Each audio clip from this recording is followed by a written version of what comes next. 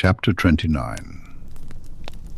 The morning after the Yule Ball began for Harry around 11:45, when Neville shoved his drapes aside and poked him sharply in the shoulder.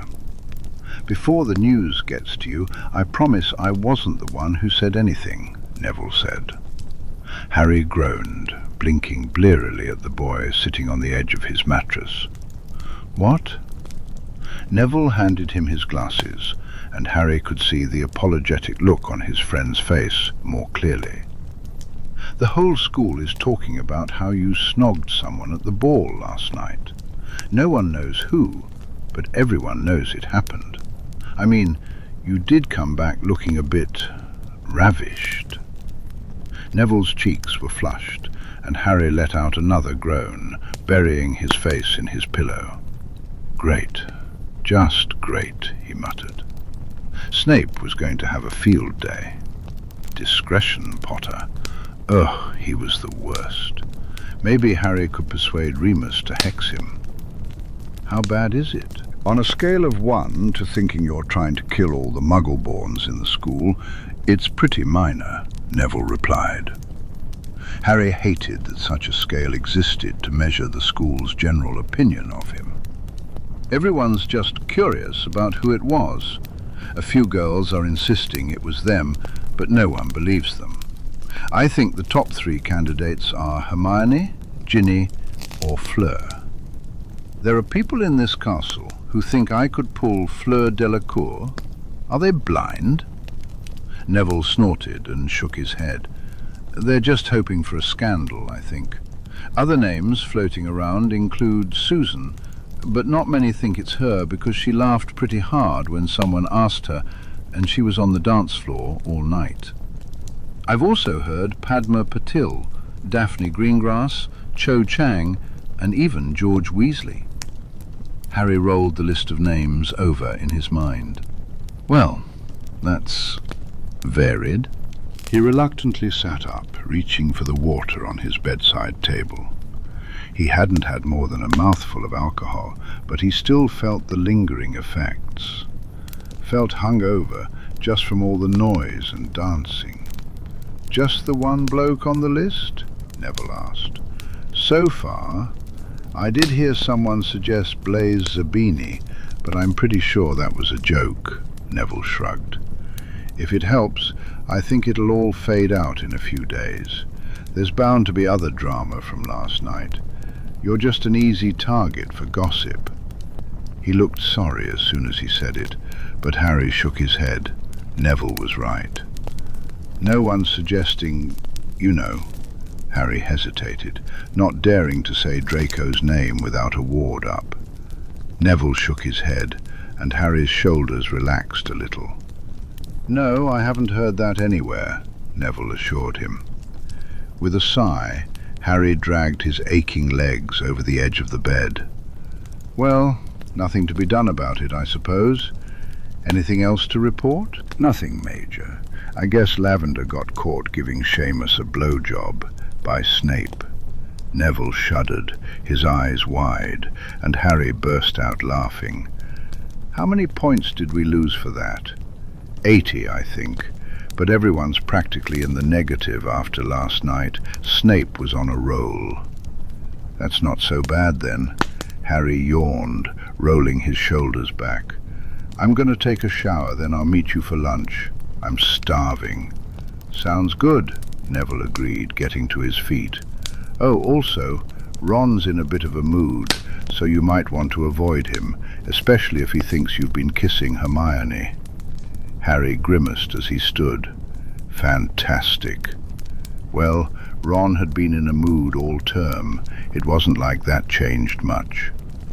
After a shower, he felt much more human, and with his stomach rumbling, he jogged down the stairs to the common room, where Neville was talking to Ginny and Hermione. "Hiya, Harry," Ginny greeted cheerfully.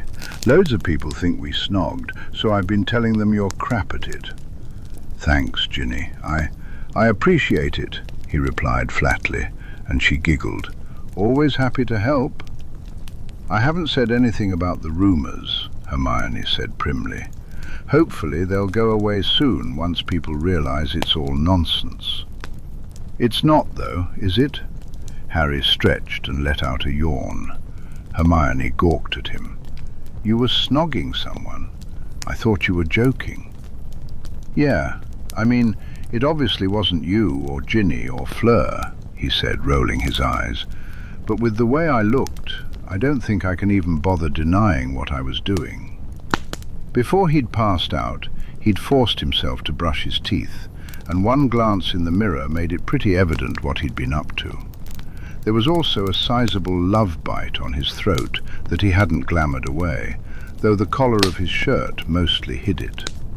Draco could be quite possessive at times. So who was it then? Hermione asked. Harry snorted. Like I said last night, none of your business. Can we go get food now, or what?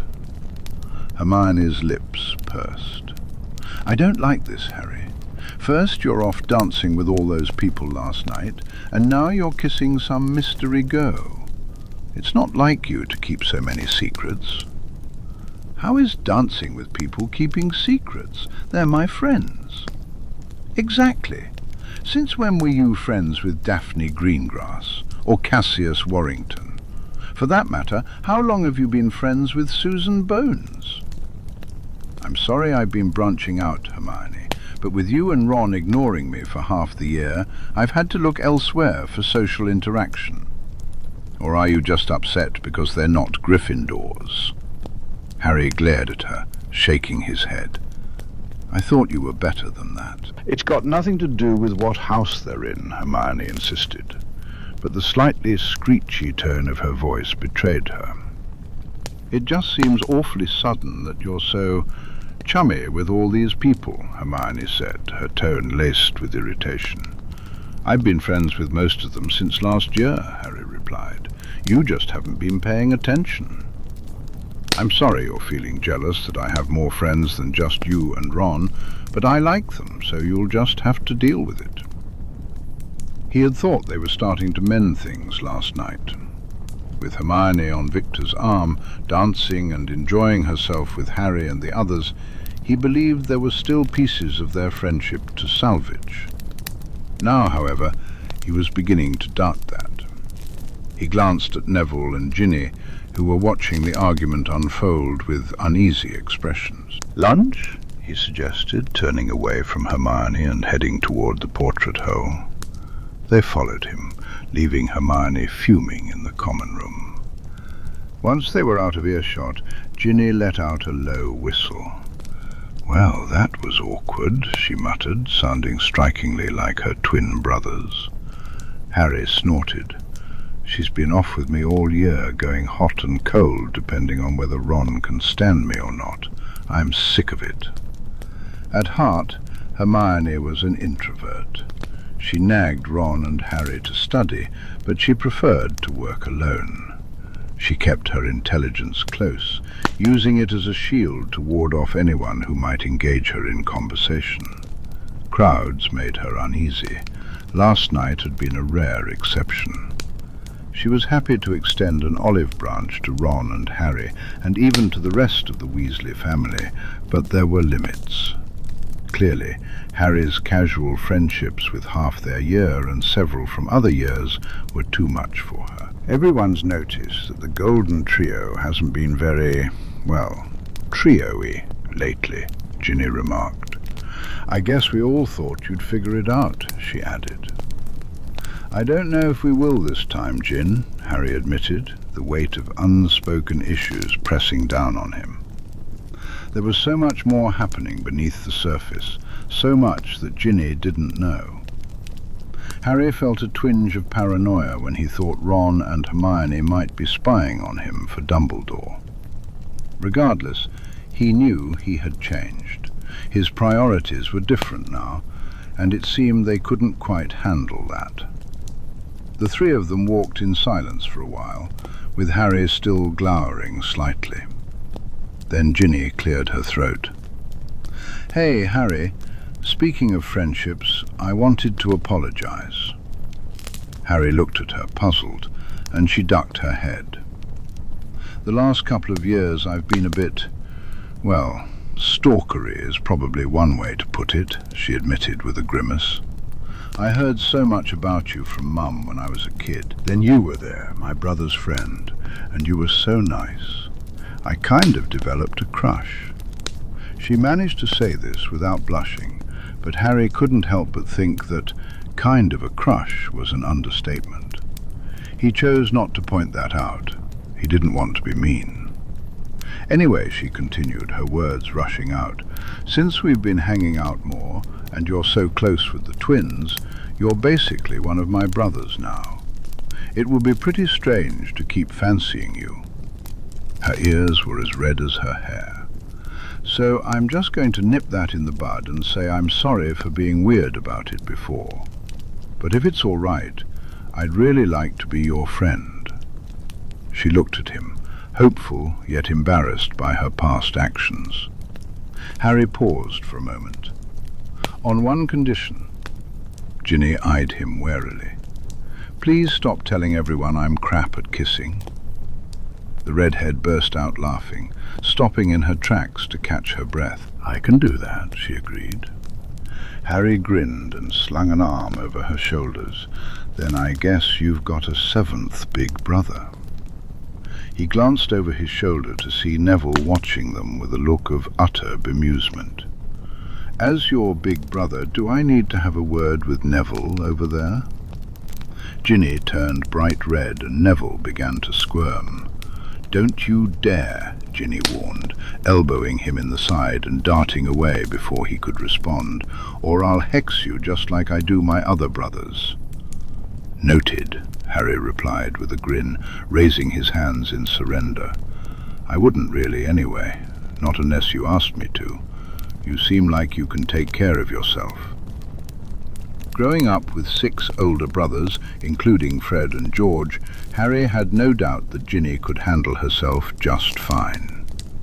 Ginny smiled at him, and the 3 of them walked side by side for a little longer. As they approached the entrance hall, Ginny glanced up at him. "Harry," she began, "since we're family and all, do you think I could have a go on your firebolt sometime, when the others aren't around? They always make fun of me when I say I want to fly." Harry thought back to the summer. Not once had Ginny played Quidditch with them. He had assumed it was because she didn't want to, but then he realized none of her brothers had ever asked her. "Yeah, sure," he agreed with a shrug. "We can go out before school starts back up." Ginny beamed and leaned up to kiss him on the cheek just as they entered the great hall. Instantly, a fresh wave of whispers erupted around them. Harry smiled ruefully. "Well, that's going to be great for the rumour mill," he muttered sarcastically. Ginny winced. "Sorry." "Nah, it's all right. People will think what they want. Honestly, if it keeps them off the trail of who it really is, I'm all for it." If they believed he was dating Ginny Weasley, no one would suspect Draco Malfoy. With Christmas over and the spring term rapidly approaching, students suddenly remembered all the homework they had been ignoring in favor of the Yule Ball, Harry included. It also meant that the 4 champions were back to trying to figure out their eggs. Harry had mostly stopped opening his. He had heard that scream plenty of times before, and he knew nothing was going to change. All he could do was research things that screamed and hope he stumbled upon the right one. Everything shifted on December 30th, when Victor rushed into the Great Hall, spotted Harry and Fleur at the Gryffindor table, and hurried over to them. "Where is Cedric?" he asked quietly. Harry shrugged. "No idea. With Cho, maybe? Why?" Victor glanced around nervously, then leaned in closer. "I've made progress." Harry and Fleur exchanged wide-eyed glances. "I'll find him," Harry said, rising to his feet. "Meet by the Durmstrang ship when you do," Victor replied, taking Fleur with him as he left. Harry ducked into a side passage, rifling through his school bag. "I solemnly swear that I am up to no good," he muttered, scanning the map for Cedric's name. He eventually found him near the entrance to the Hufflepuff common room, Cho by his side. Harry sprinted through the halls and skidded to a halt, nearly crashing into Cedric. "Come with me," he urged, grabbing both Cedric and Cho by the wrists. "Harry, what's wrong?" Cedric asked, bewildered. "I think Victor's figured out the egg." That had them both picking up the pace as they headed outside to find Victor and Fleur sitting on the bank of the lake, right at the water's edge. Victor held his egg in his hands. "Good, you're here," the Bulgarian said, beckoning them closer. The trio settled down, making themselves comfortable. "Harry said you figured it out," Cedric asked. Victor shrugged. "I've made progress. Listen." He placed the egg in the shallows of the lake until it was completely submerged, then twisted it open. Harry flinched, bracing himself for the scream, but none came. Instead, it sounded like, "What do you hear?" Victor asked, tilting his head slightly. "It's easier to hear when you're underwater," he explained, "but it's a song. Here." He held out a piece of parchment, and the other three champions leaned in to read it together. "Come seek us where our voices sound. We cannot sing above the ground. And while you're searching, ponder this. We've taken what you'll sorely miss. An hour long you'll have to look, and to recover what we took. But past an hour, the prospect's black. Too late, it's gone. It won't come back." Harry read the lines several times, letting the words sink in. "I assume your eggs will say the same," Victor said as he closed the egg, "but you might want to test them." "So we must go underwater," Fleur guessed, her brow furrowed in thought. "To wherever the creatures have taken, whatever it is they will take. An hour to search somewhere underwater, presumably the lake," Cedric added, glancing out over the vast expanse of water. "Merlin, there could be anything in there." Harry's mind drifted to the aquatic creatures he knew, and surprisingly, he thought of his Muggle upbringing rather than what he'd learned in the magical world. "Do you think there are merpeople in the lake?" he asked. The others stared at him, and then Cho spoke up. "I think so. I've heard some of the Slytherins talking about it before. They have that window to the lake in their common room." Harry recalled that window, thinking it was a bit creepy. "So merpeople will take something we care about," Victor mused. "That seems simple enough." "How did you figure out the egg, anyway?" Cedric asked, curiosity evident in his voice. Victor blushed slightly. I accidentally dropped it off the edge of the ship," he admitted sheepishly. "It opened when I was diving to get it back." The rest of them laughed, and Victor simply smiled. "So we know what we're up against," Harry said, his tone growing serious. "We should all work alone from here on out. We don't want our solutions looking too similar." Victor nodded in agreement and tucked his egg back into his pocket. "No more talk of tasks until February 24th, then," he declared. Harry couldn't help but wonder if Fleur and Cedric felt as compelled as he did to check if their eggs sang the same song.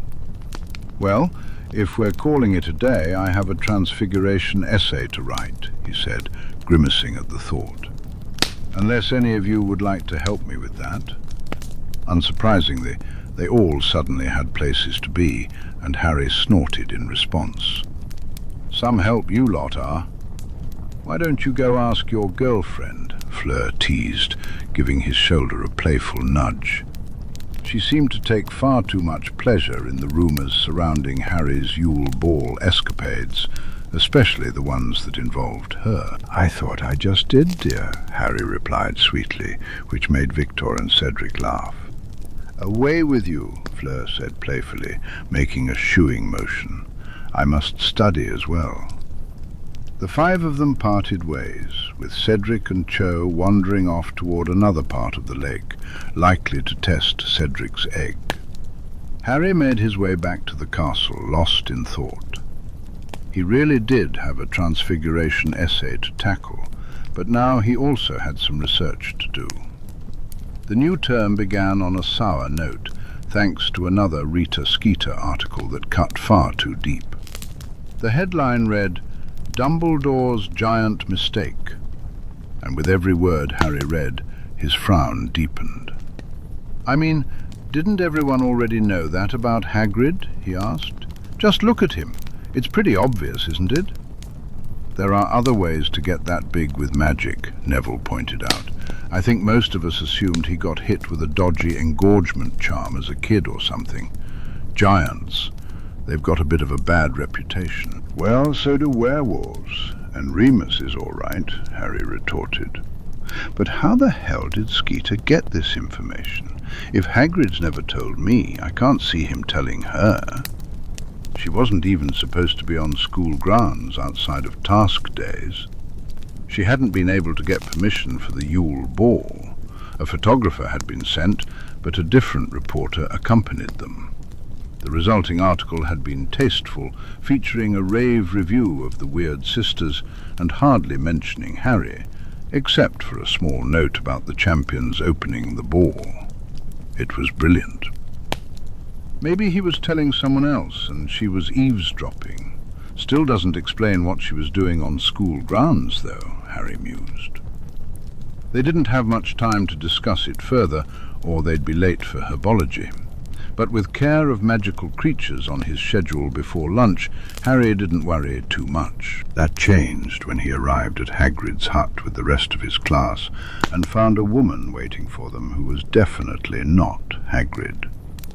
Professor Grubbly Plank was a perfectly competent teacher, possibly even more so than Hagrid. But that didn't mean Harry was going to sit back and let Hagrid be pushed out of his job by that awful Skeeter woman. Once class was over, he hung back and knocked on Hagrid's door. "Hagrid, it's me," he called, knocking louder. "Come on, Hagrid. You know I don't care about all that. Just let me in." He kept knocking, growing more frustrated. "Hagrid, for the love of Merlin, if you don't let me in, I'm breaking the door down." That got a reaction. The lock clicked, and the door opened just a crack, revealing Hagrid glaring at him with one bloodshot eye. "Go away, Harry," he muttered. Harry jammed his foot in the doorway and shouldered his way into the cabin. Hagrid clearly didn't want him gone that badly, or he would have tried harder to keep him out. "Nope, sorry, not listening." He looked up at the enormous man, his heart aching at the tear-streaked skin hidden beneath Hagrid's mass of hair. "Hagrid, I can't really believe people care about that sort of thing. Do you?" "Those people do," Hagrid replied, gesturing to a table piled high with letters, most of them already opened. "They have a lot to say about it." He choked back another sob, and Harry wrapped his arms around him as best he could. "Hagrid, if there's one thing I've learned from the media, it's that you can't win over everyone. And unfortunately, the loudest voices are usually the worst ones. For every letter on your table, I bet there are 50 people who read that article, shrugged, and got on with their day." Hagrid didn't seem convinced. "They won't want me teaching their kids not knowing what I am. My first defense against the dark arts teacher literally had Voldemort in the back of his head, and no one complained about him. Of course, nobody knew that, but the point still stood. No one in this castle knows more about creatures than you do, Hagrid. Sometimes your judgment about what's class appropriate is a little off." Hagrid snorted, unable to hold back a smile. "But you're a brilliant teacher. Grubbly Plank's all right, but she's not you. She'd never let me ride a hippogriff," Harry added with a grin. "Not sure if that's a good thing," Hagrid pointed out, looking skeptical. Harry shrugged. It had been a good thing for him. "How did Skeeter even find out about all this?" he asked, leaning against the kitchen counter. Hagrid sniffed, wiping his eyes. "No idea. I was telling Olympe, Madame Maxime, but there wasn't anyone around when I told her. We were at the Yule Ball and everyone was inside. I just thought, it's daft, he said, shaking his head. Bloody big bones, I never. He muttered that last part under his breath, and it made little sense to Harry, but he guessed it had something to do with Maxime, and why she'd been so curt with everyone since the ball, according to Fleur. Couldn't have been at the Yule Ball. Someone would have seen her, Harry reasoned. Unless she had a way of getting around undetected. Maybe she had an invisibility cloak like mine. What's it matter how she found out? Hagrid wailed. Everyone knows now. So? Harry countered. No one cares, Hagrid. At least not anyone that matters. He was still trying to shake off Draco's taunts, knowing the boy only acted that way for an audience. Surely Draco didn't genuinely care about Hagrid's blood status. Class won't be the same without you. Hogwarts won't be the same without you. Harry reached up and placed a hand on Hagrid's elbow. You were the first friend I ever had in the wizarding world, Hagrid. Don't let this be what takes you away from it. Hagrid sank into a chair, choking back another sob. You know, Harry, he said once he had composed himself a little, when I first met you, you reminded me a bit of myself. Parents gone, not quite sure how you were going to fit in at Hogwarts. But you did. Look at you now. Pride shone in his eyes. That's partly because of you, Harry insisted softly. I thought I wouldn't fit in, and you looked at me like I was mad for thinking it. You told me Hogwarts would be home, and it was. I reckon I wouldn't have even had the courage to get on the train if I hadn't known you'd be there at the end of it. He had been desperate to escape the Dursleys, willing to do anything to leave that house. But he might have just run away into Muggle London instead. Don't say that, Harry. You're a Gryffindor, and so are you, Harry reminded him, recalling what Tom Riddle's diary had shown him. The Sorting Hat knows what it's talking about. It certainly had with Harry, telling him he would have done well in Slytherin, if only he'd listened. Hagrid was silent for a long moment, wiping at his eyes. Hagrid finally managed a small smile in Harry's direction. You're wise beyond your years, you know that, he said. You're going to be a great wizard someday. I'll be an even better one if you go back to teaching me, Harry replied with a grin. Hagrid sighed. I can't, not yet, he murmured. But maybe after a bit. Just lie low for now and see if it all blows over. Harry figured that was the best he could get. He patted Hagrid's hand supportively. That's the spirit. In the meantime, I'll figure out how Rita Skeeter is getting her information. What's been the matter with you lately, anyway? Hagrid asked, eyeing Harry shrewdly. Hardly ever see you with Ron and Hermione anymore. Harry grimaced and ran a hand through his hair. Well, Ron's still not over me being in the tournament, he said ruefully. And Hermione... We're growing older, Hagrid. People change. I'm sure the friends you had when you were 11 aren't the same friends you have now. But the three of you have been through so much together, Hagrid said, frowning now.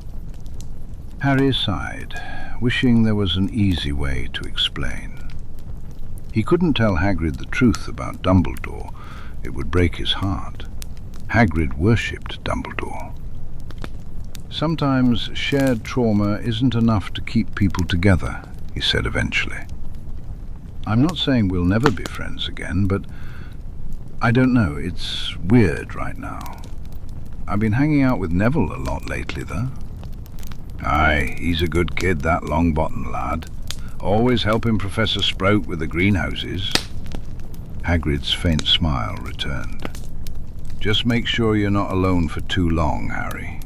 That'll lead you nowhere good, especially at your age. I'm not alone, Hagrid, he promised. And if I am, I know I've always got you, right? Always, Hagrid vowed. Hagrid covered Harry's hand gently with his own. No matter what, Harry, I'm on your side." Harry hoped that would prove true. "Thanks, Hagrid." He glanced at his watch. If he hurried, he could dash to the kitchens and grab something to eat before his next class. "Look, I have to get back to classes, but don't lock yourself away in here, all right? And don't pay attention to whatever's in those letters.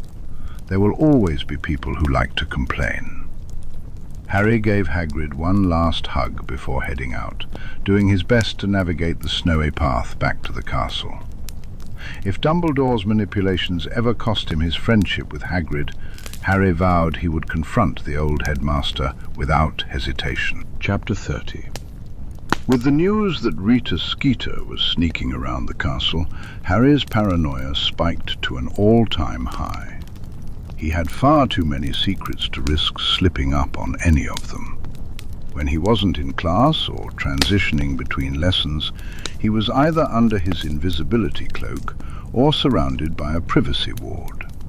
He made sure to share this information with those who were in on his secrets, leading to an impromptu study group focused on privacy wards and silencing spells.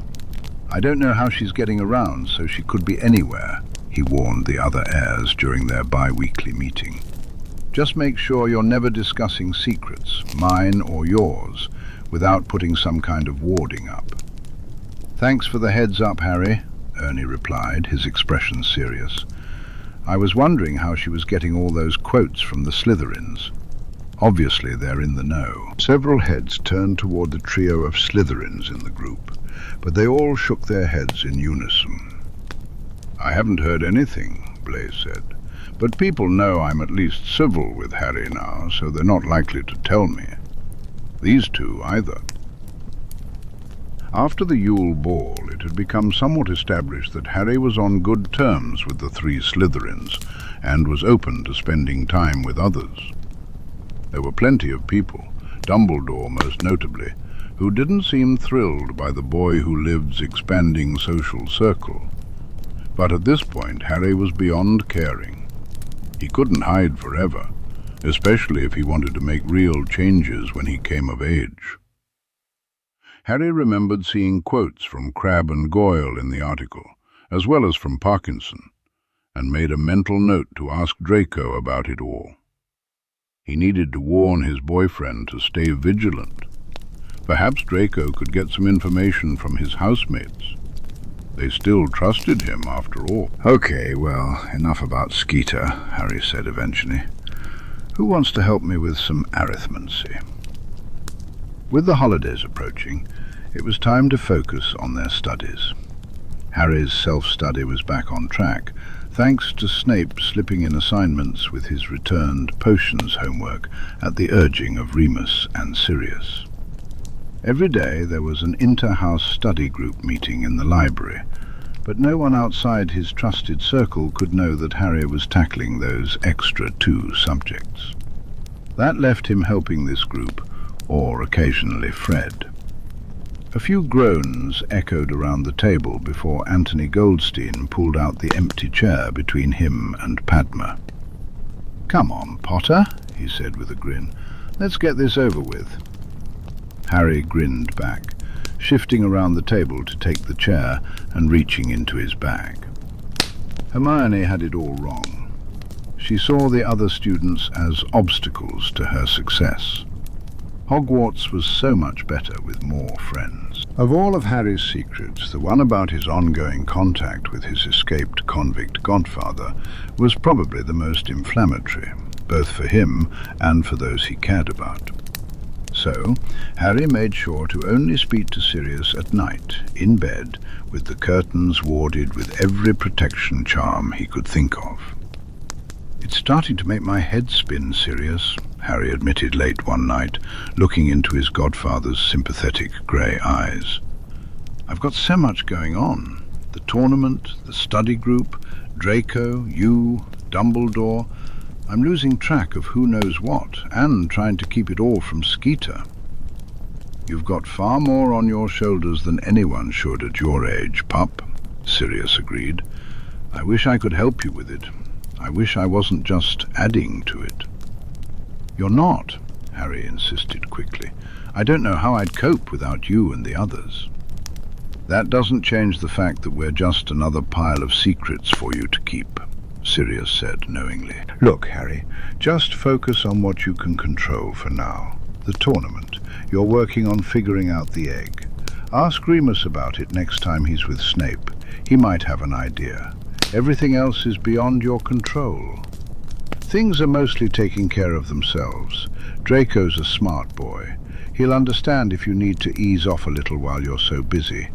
As for Dumbledore, he seems content to just sit back and see how this whole tournament situation unfolds, so I don't think you have much to worry about there.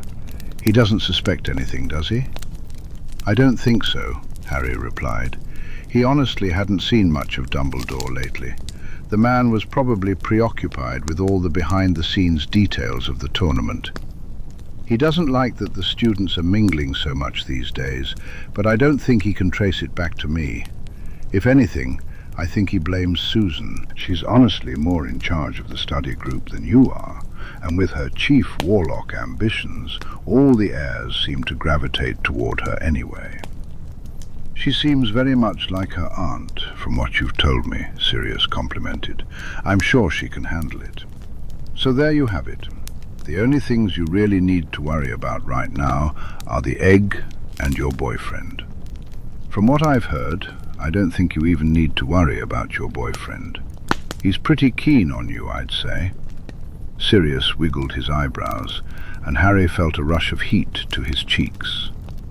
Snape's been gossiping again, hasn't he? Harry grumbled. He still hadn't forgiven the potions master for revealing to Sirius and Remus that he'd found Harry at the Yule Ball. Sirius had teased him about it for days. Severus? Gossip? Never! Sirius mock gasped before bursting into laughter. It's not like he needs to. I can see it all over your face when you talk about your boy. It's very sweet. Sirius laughed even harder as Harry squirmed in embarrassment. You just wait until you start dating again, Harry muttered. I'll get you back for all of this. You might be waiting a while, Sirius pointed out, a flicker of sadness in his eyes. Hard to get a date when everyone thinks you're a murderous lunatic, Harry said, his voice tinged with frustration. It won't be forever. We'll find Pettigrew and get your name cleared, Harry vowed. Sirius smiled slightly. I'm sure you will, pup. You're a determined little bugger like that. He shook his head in a playful manner before brightening up. Anyway, tell me about what the twins have been up to. You mentioned something about them hexing the Ravenclaw common room guardian. Harry grinned, eager to share the tale. Fred and George hexed the Ravenclaw statue to spout gibberish instead of riddles, so the only way to get into their common room was by responding with utter nonsense. One day, I can't wait to introduce you to the twins, though I have a feeling the rest of us might not be safe once I do. Meanwhile, Severus strode through the corridor toward the headmaster's office, smirking to himself as the few students he passed hurried to get out of his way. They really were far too easy to scare. Unsure of why he had been summoned, he stepped up to the gargoyle and provided the password, then ascended the revolving staircase while tightening his occlumency shields. He braced himself for anything, wondering which loose threads the headmaster might be tugging on now. When Severus entered, Dumbledore was sitting behind his desk, smiling genially. "Ah, Severus, thank you for coming so promptly," he greeted, gesturing toward the bowl of sweets on his desk. "Lemon drop?" Severus declined, knowing the sour sweets were usually laced with some sort of mild, truth-telling potion. "What did you need from me, Albus?" he asked, taking a seat opposite the desk. "Just a chat," Dumbledore assured him, leaning forward and clasping his hands together. "Igor Karkaroff seems a little nervous lately. I was wondering if you might have any insight." "Karkaroff looks like a loud noise might give him a heart attack these days," Severus thought. He didn't blame him. With the Dark Lord potentially rising again, there was plenty to worry about. "I already told you the mark is getting darker," Severus replied, knowing he could never hide that fact. "Igor is simply anxious about how little time he has left." "And do you know the answer to that?" Dumbledore asked. "If you're inquiring whether I've heard anything about the Dark Lord's return, the answer is no, Albus," Severus said flatly. The headmaster's brow furrowed. "Severus, I understand this is a difficult time for everyone, especially for you. However, the side of the light will need as much information as possible should the worst happen." His tone was apologetic, but Severus could read between the lines. "Don't forget you're still my spy, even if Voldemort isn't around yet. You'll be back at it as soon as he shows his face." Typical. "I am keeping an ear to the ground and my usual channels open," Severus assured him. "There is simply little information to share." That was true. No one from the old crowd seemed to know where the Dark Lord was, or how he was regaining strength. Severus felt both relieved and wary that there hadn't yet been a whisper of Peter Pettigrew's name. He could only imagine how much information the little rat had gathered after living in Potter's dorm for 3 years and spending the last 12 with a prominent light family. The Dark Lord would know far too much by now. "I'm glad to hear it," Dumbledore replied. "I feared that with the tournament going on, especially considering Mr. Potter's recent circumstances, it would be the perfect cover for Voldemort to gather his followers." "Surely you don't believe Mr. Potter's circumstances are anything but an attempt by the Dark Lord's followers to kill the boy? Just because I wasn't involved in the plot doesn't mean there wasn't. If Dumbledore truly believes Potter's involvement in the tournament is just a prank gone wrong, or a 14-year-old's quest for glory, he has finally lost his mind," Severus thought. Unless the old coot had orchestrated it himself to give Potter another chance to prove himself. "I think whoever tampered with the Goblet of Fire will reveal themselves in due course, and there is little we can do but support Harry until that time comes," Dumbledore said, his tone completely lacking the urgency that Severus felt was warranted. It baffled Severus how this man ended up in charge of the children of Wizarding Britain, seemingly oblivious to the fact that he didn't care about their welfare. How could people be so blind? "If I may be excused, I have a potion brewing," Severus lied smoothly, rising to his feet. Of course. I trust you'll come to me if you get any further information." Dumbledore stood as well, offering Severus a look that was meant to be fatherly. "Dark times are coming, my dear boy, and I believe we will need you now more than ever. I'm sorry to ask you to make this sacrifice once more, but it is for the greater good." Severus bit back a snarl. How many lives had this man ruined in the name of the greater good? Instead, he merely nodded, his face impassive. "Some things are necessary," he said, turning to leave the office. It wasn't until he returned to the privacy of his own quarters that he allowed his shoulders to slump slightly, a sigh escaping his lips. And so it began again. In mid-January there was a Hogsmeade weekend, and Harry found himself trudging down the slushy pathway beside Neville and Ginny. They insisted he couldn't spend the weekend locked inside, especially since Rita Skeeter had no legal right to write about him going to Hogsmeade. Harry was pretty sure Skeeter could have stood his ground, but he let himself be pushed out of the castle anyway. He had spent the last 4 days immersed in books about merpeople, and it was giving him a headache. Instead, he turned his attention to his friends. Neville and Ginny had been spending a lot of time together since the Yule Ball, and Harry couldn't quite tell if they were dating. He'd never seen them kiss, but then again, he hadn't seen Remus and Snape kiss either, and those two were definitely in love. As they walked, Ginny's shoulder brushed against Neville's arm every few steps, and the older Gryffindor didn't seem to mind. Harry's gaze shifted to their hands, which almost linked together.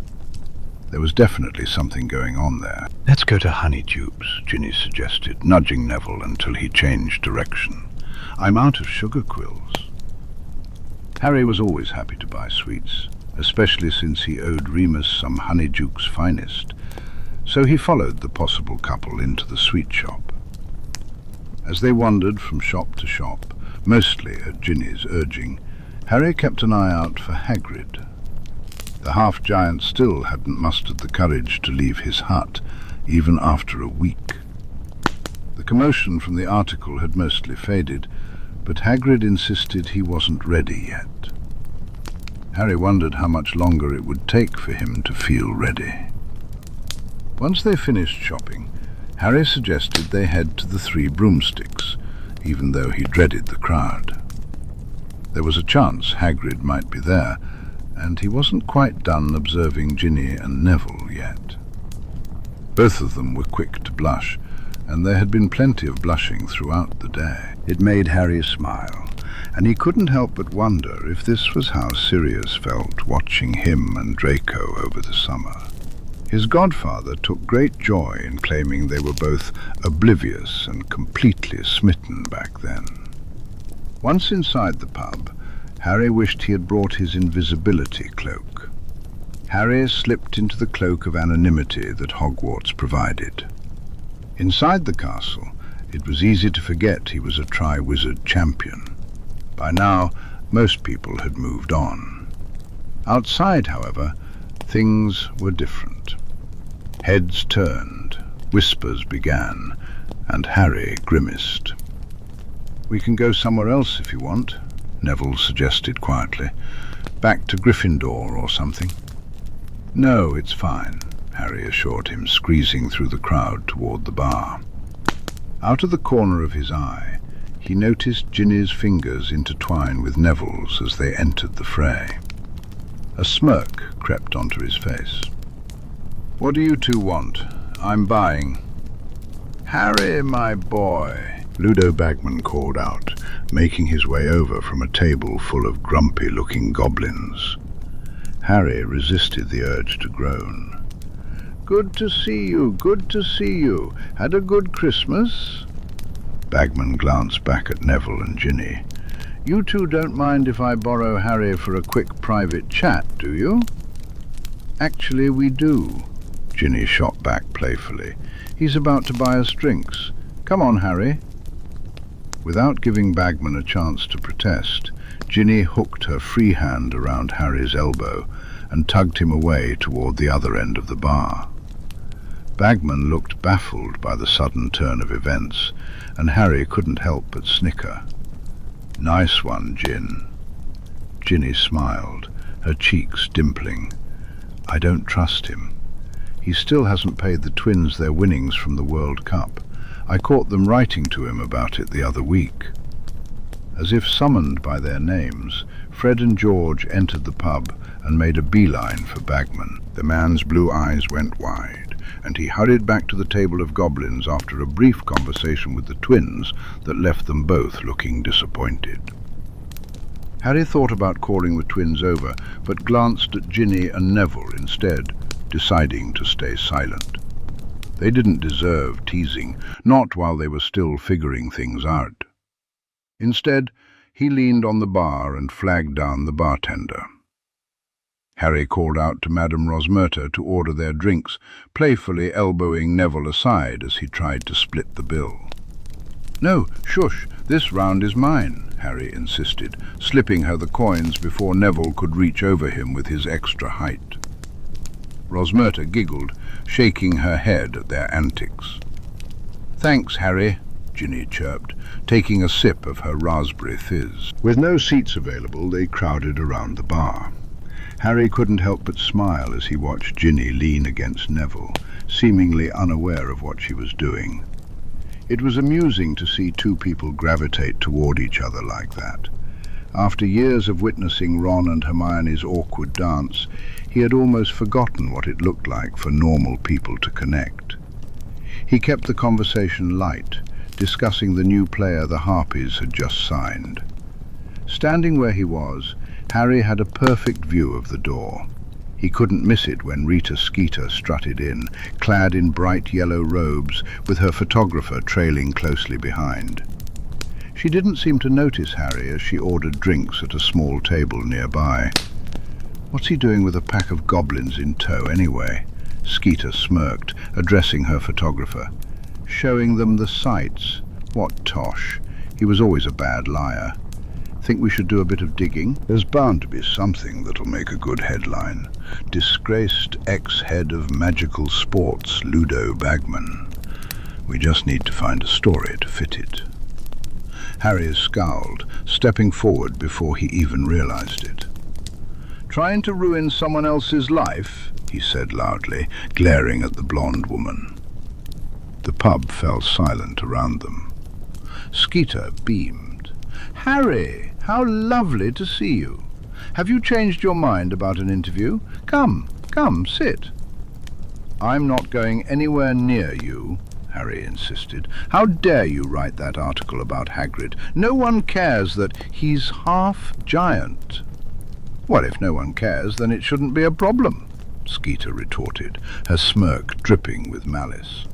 "Why don't you give me a quote, Harry, about the Hagrid you know?" She pulled a lime-green quill from her crocodile skin handbag. "The man behind the muscle. Would you call him a father substitute?" "Are you so bad at your job that you can't get a headline without making up utter tripe?" Ginny cut in furiously, stepping up beside Harry. Skeeter glared at her, her lips pursing. "Sit down, you silly little girl, and don't get involved in matters that don't concern you," she dismissed. Ginny's hands clenched into fists at her sides. "Like you're one to talk. Hagrid's personal life is none of your business, but you stuck your ugly nose in where it wasn't wanted. And now look what you've done."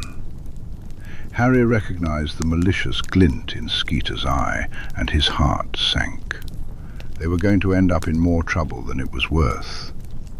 "Come on, Ginny," he urged quietly, placing a gentle hand on her shoulder. "Let's just go." He glanced over at Neville, who nodded and set his mostly empty drink down. He took Ginny by the hand and urged her out of the pub. Harry didn't look back at Skeeter as they left. "She's not going to take that lying down," Neville said, furrowing his brows as he eyed Ginny in concern. "She'll be after you next." "Let her," Ginny replied, scowling. "I'll take whatever that lying cow can dish out." Harry hoped that was true. If there was one thing Rita Skeeter was good at, it was hurting people. After that encounter, Harry shifted his focus from books about merpeople to researching water-based spells. He was determined to find something that might allow him to stay underwater for an hour. He discovered spells for walking on water, transporting large amounts of it, and plenty to help find water, but nothing that would meet his needs. Harry was determined to find a way to extend his time underwater, beyond the usual limits of his lung capacity. There had to be something out there. He just needed to look in the right place. Remembering Sirius's advice to consult Remus, he slipped on his invisibility cloak one Friday evening and made his way down to the dungeons. Remus often spent his Friday nights there, and Harry recalled him mentioning it during their last conversation. After ensuring the coast was clear, he knocked on the frame of the portrait, which swung open. He crept inside and waited until the door closed behind him before removing his cloak. The room was unusually empty, and he frowned. "I thought Remus was supposed to be here."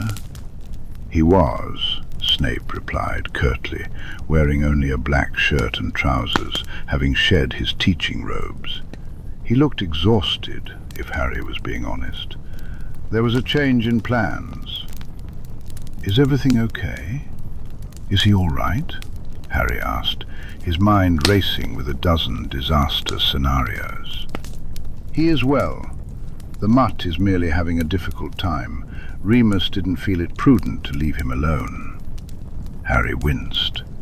Sirius had been doing much better since moving into Serendue, but he still occasionally suffered from nightmares, stemming from his time in Azkaban, often getting trapped in his own head. Though it was happening less frequently, especially after Snape helped him with his occlumency shields over the summer, 12 years surrounded by Dementors had left deep scars.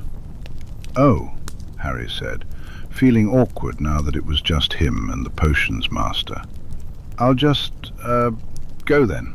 Sorry to disturb you." "Not so fast, Potter," Snape drawled before Harry could put his cloak back on. He looked up for a moment, as if regretting what he was about to say, but pressed on nonetheless. "There was clearly a reason for your visit here. Sit. Perhaps I may be of assistance. I'm not Remus, but I'm also not an idiot." Harry blinked, needing a few seconds to process the unexpected offer. Harry struggled to comprehend Snape's words. Was he really inviting him to stay? "Oh," he said, surprised. Okay then, if you're sure." He walked over to his usual spot on the sofa, his eyebrows rising as a steaming teacup floated toward him. "Thanks." Snape settled into his armchair, raising an eyebrow. "Well, what dilemma do you need a way out of now?" Harry bit his lip. Snape had been much easier to deal with since the summer, at least when they were alone. He felt he could trust him. "Well, I figured out what the egg's clue means, but I'm not sure what to do about it." He took a sip of his tea, pleasantly surprised that it was prepared exactly the way he liked it. Snape was a spy, after all. He was supposed to be observant. "I have to be able to breathe underwater for an hour." He explained the mermaid's song, noting the way Snape's lips pursed in thought. "Of course they're sending you into the Black Lake in February," Snape muttered. "No wonder Poppy asked for those extra-strength pepper-up potions. Honestly." Harry grimaced, realizing he hadn't considered the cold temperature of the water. Could he maintain a warming charm for a full hour? Should he wear one of his charmed robes, even if it would slow him down in the water? "There is, of course, the bubble-head charm," Snape continued, demonstrating with a wave of his wand. A large bubble appeared around his head, resembling a fishbowl. "Useful for being underwater, and it also protects against noxious fumes from potions. I often teach it to my Newt students." His voice was slightly distorted by the bubble, but Harry could still hear him clearly. Another wave of Snape's wand, and the spell ended. "However," Snape said, "keeping the spell up for a full hour, especially with whatever trials await you, requires a lot of concentration. That's a risk for someone as unfamiliar with the spell as you are. I would recommend learning it as a precaution, but don't rely on it as your main method for the task." "So what do I do then?" Harry asked, eager for guidance. "Then?" Harry asked, observing Snape as he pondered the question. "There's no similar limitation to the first task, where you could only use your wand," Snape checked. Harry shook his head. "It doesn't mention anything about that, so I assume we're fine to use other things. If not, I could always summon something again," he added with a hint of regret. "Why? Are you thinking about some kind of scuba diving apparatus?" Snape inquired. "I considered that too, but I'm not sure how mechanical they are. I worry that the magic in the lake might interfere with it." The last thing he wanted was for an oxygen tank to fail him in the middle of the Black Lake. "No, that wouldn't work," Snape dismissed immediately. "But there is a plant, gillyweed. If you eat it, you'll grow gills and sometimes fins. The effects can vary from plant to plant, which makes it a somewhat risky option, but if you carry enough for a second dose, that will cover you in case the first one wears off before you finish." brilliant, Harry exclaimed, feeling a surge of excitement. He just had to eat this plant and he'd be all set. Where can I buy it? It's quite rare, Snape replied, causing Harry to falter. Of course it was, just his luck. However, it's used in several potions, so I keep some in my private stores. I'll provide you with some when the task is closer. Snape smirked.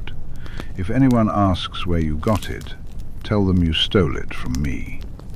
There will be a detention for your efforts after the task. Remus has been looking for a chance to test your ancient rune's progress. Most of Harry's detentions with Snape had turned into private lessons lately, so that didn't bother him too much. You'll just give it to me? Really? It would rather upset Remus if I just let you drown, Snape pointed out mildly. Feeling a sudden burst of courage, or perhaps foolishness, Harry teased, "You'd be sleeping on the sofa for at least a week." Snape stared at him, unimpressed. "Don't make me regret my offer, Potter," Snape muttered. Harry chuckled. "Wouldn't dream of it, sir," he replied, though his tone shifted to seriousness. "Seriously, thanks. I was starting to run out of options. I'm sure Mr. Longbottom would have enlightened you had you shared your dilemma with him," Snape remarked. Harry pondered if that was a subtle reminder to trust his friends more. He had been happy to discuss the egg with the other champions. At least he had been before Victor solved the clue. But he had kept quiet around his other friends, not wanting to worry them about what lay ahead. "But then I still would have had to figure out where to get this gillyweed," Harry pointed out. "So really I just skipped the middleman." Snape raised an unimpressed eyebrow, but chose not to comment. With his problem seemingly solved, Harry considered leaving. He had grown accustomed to spending Friday evenings in the potions master's quarters with Remus, doing homework and catching up on everything he hadn't been able to share through the mirror. The thought of returning to Gryffindor Tower so early made his chest twinge with disappointment. "I won't help you with your homework," Snape declared flatly.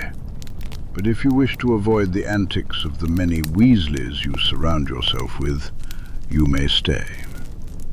Harry quickly checked his occupancy shields, worried he might have let Snape slip in. But no, they felt as solid as ever. It was just pathetic and transparent, really. What had his life come to that he preferred doing homework in his most dreaded professor's private rooms rather than in the common room with his friends? "Would you, if you're not too busy, would you teach me the bubblehead charm, please?" he asked tentatively. Snape's dark eyes assessed him for a moment before he sighed. "Very well," he agreed. "But if your essay on Monday isn't of outstanding quality, you'll be in trouble." "Detention until Easter," Snape said, his tone firm but with a hint of something softer. Harry couldn't help but laugh, wondering when threats of detention had shifted from terrifying to endearing. "Yes, sir," he replied, grinning. The bubblehead charm wasn't particularly difficult, but Snape was right. It required concentration to maintain.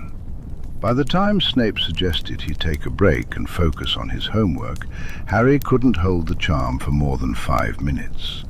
Despite that, Snape didn't send him away. Instead, Harry settled down at the man's coffee table to tackle his assignments, and surprisingly, they worked in companionable silence. Every now and then, Harry would ask Snape a question, much like he would with Remus or Sirius. To his astonishment, Snape responded, explaining concepts clearly until Harry finally grasped the material. He was a great teacher when he wasn't being an absolute git, and his expertise extended beyond potions. It almost felt like being back at Serendu, but easier. Over the summer they had navigated a lot of prejudice and awkward history. Now, Harry found himself genuinely enjoying Snape's company. It wasn't as relaxing as being with Remus or Sirius, but it was nice. He wondered if Snape was enjoying it as much as he was, and what he might share with Remus the next time they met. Harry could picture it. Remus's eyes lighting up at the news, that proud little smile spreading across his face whenever he saw Snape begin to relax around others. It felt good to see their newly reunited family act like one. Harry didn't mind having Snape in the family. After all, he was Draco's godfather. But more importantly, he was Remus's, which made him somewhat Harry's too, whether Snape liked it or not. Chapter 31. "Potter, stay where you are." The sharp voice echoed through the potions classroom. Harry grimaced and shook his head when Neville shot him a concerned look. "I'll catch up," he assured him, wondering what trouble he was in this time. Perhaps after a weekend to think it over, Snape regretted being nice to Harry. They'd had a relatively pleasant evening working together in his quarters, and maybe Snape just wanted to remind Harry that he was still the terrifying dungeon bat he had seemed to be for the first 3 years of school. When they were the only two left in the classroom, Snape locked the door and went through a series of privacy wards. He, too, was aware of Skeeter's subterfuge. Harry stayed in his seat, bracing for the explosion. "How often do you check the map?" Snape asked suddenly. Harry blinked at the unexpected question. What?" "The Marauders' blasted map," Snape clarified. "How regularly have you been checking it?" "At least 3 times a day lately," Harry replied. "I've been looking for Rita Skeeter." So far, nothing unusual had come up except for Mr. Crutch being in the school occasionally, but he was probably just organizing tournament stuff. "Why do you ask?" Snape scowled. "Someone broke into my private stores recently." "Was it another champion looking for gillyweed, do you think?" Harry wondered aloud, curious about who would be foolish enough to steal from Snape. "No, the only thing of note that was missing was boomslang skin." Snape's dark eyes turned pointed as comprehension dawned on Harry's face. "You haven't been brewing Polyjuice potion again, have you, Potter?" "What? No," Harry denied immediately. "What use would I have for Polyjuice?" "Wait, how do you know about the first time?" "Miss Granger was rather indiscreet in breaking into my stores and left her magical signature all over the place," Snape replied. "Don't tell me what you used it for. I'm quite certain I don't want to know. I assume it had something to do with Miss Granger being partially transformed into a cat." Harry chuckled at the memory. "Yeah, bit of a mix-up there." Snape shot him a look filled with despair. "I swear, sir, I don't know anything about any Polyjuice being brewed. Couldn't you tell who did it this time?" "Whoever it was, they were very thorough in removing any trace of their presence," Snape replied, annoyance creeping into his voice. "They stole enough for quite a large batch of Polyjuice, so I suspect they won't need any more for a while." Harry's eyes widened as the imprecation settled in his mind. "You think it's for long-term use?" "I think there is someone in this castle who is not who they appear to be," Snape confirmed. "Whoever it is, they're doing an impeccable job of impersonating their chosen target." "Do you think they're the one who put my name in the goblet?" Harry asked grimly. Snape nodded. "It would make sense, yes. Stay vigilant, Potter, and check the map whenever you can. If any name is unfamiliar to you, come to me immediately." "Yes, sir." The map was enormous, but Harry promised himself he would keep a close watch on it. "Can I go now, sir? I'm going to be late to History of Magic."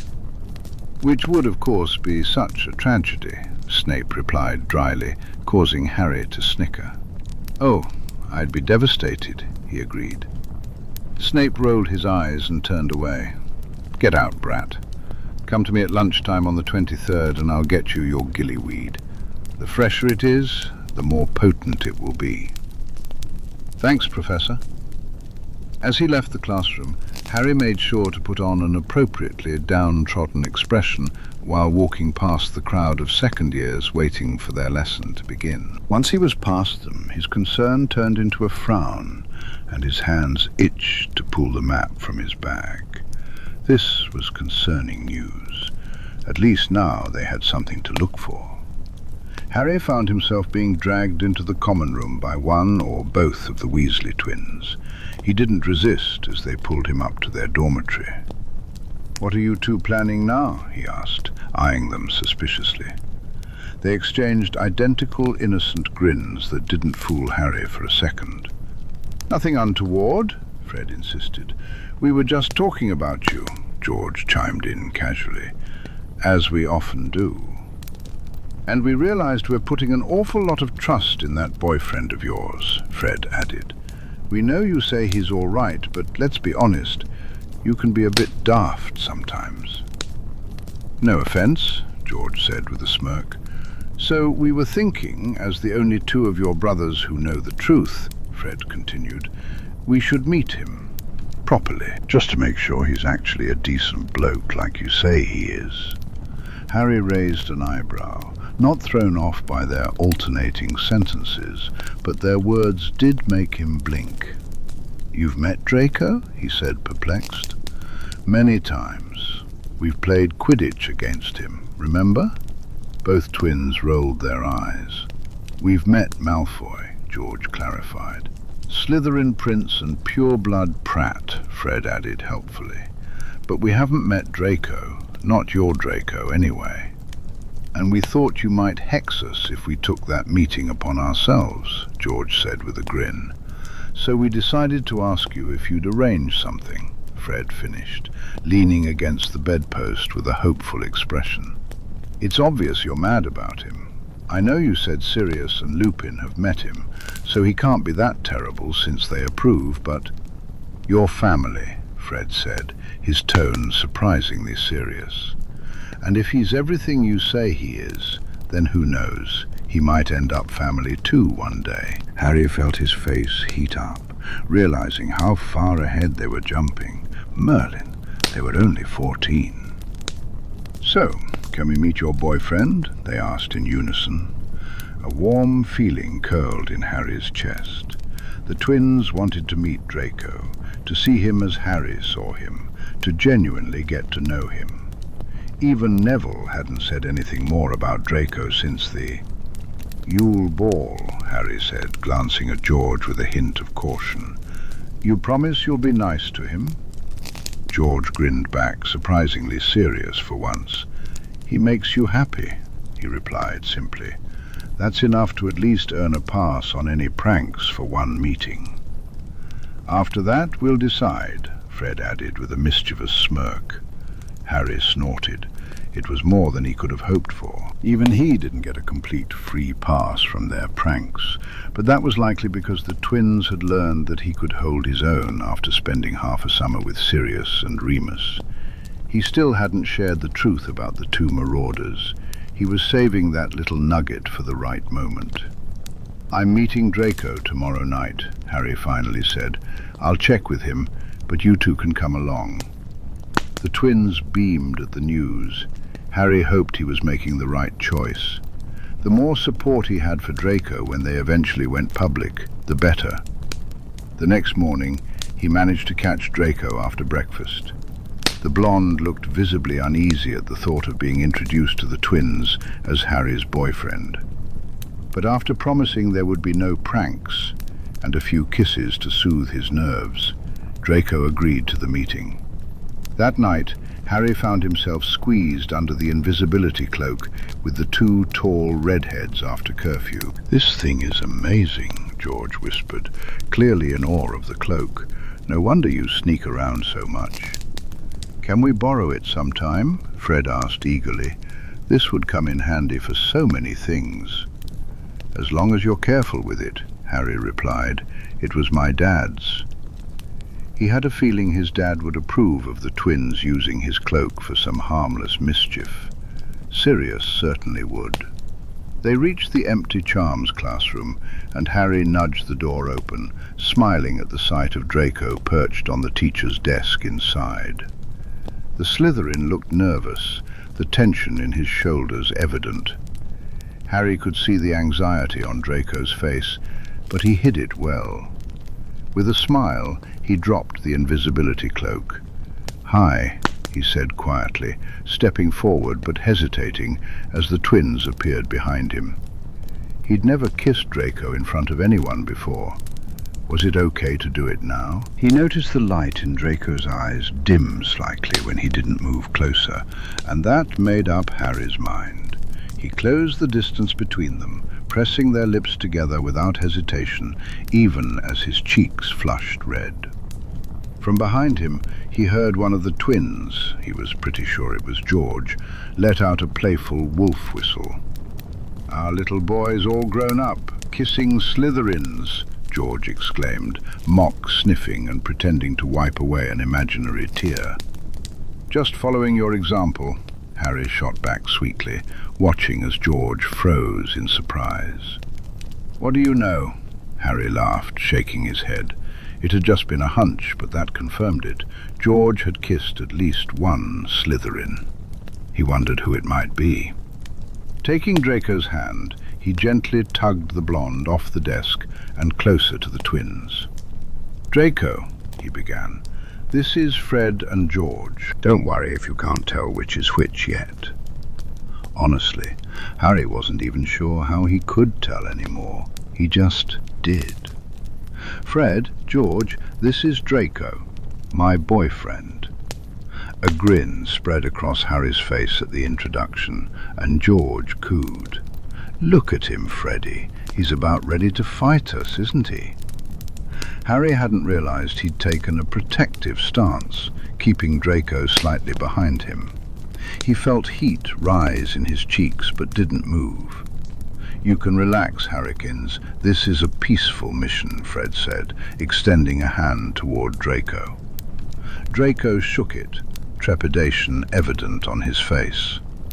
"So, your dad's a Death Eater," he said, as if discussing the weather. Harry flinched. "Fred," he warned, his tone sharp, but he couldn't help the tension that hung in the air.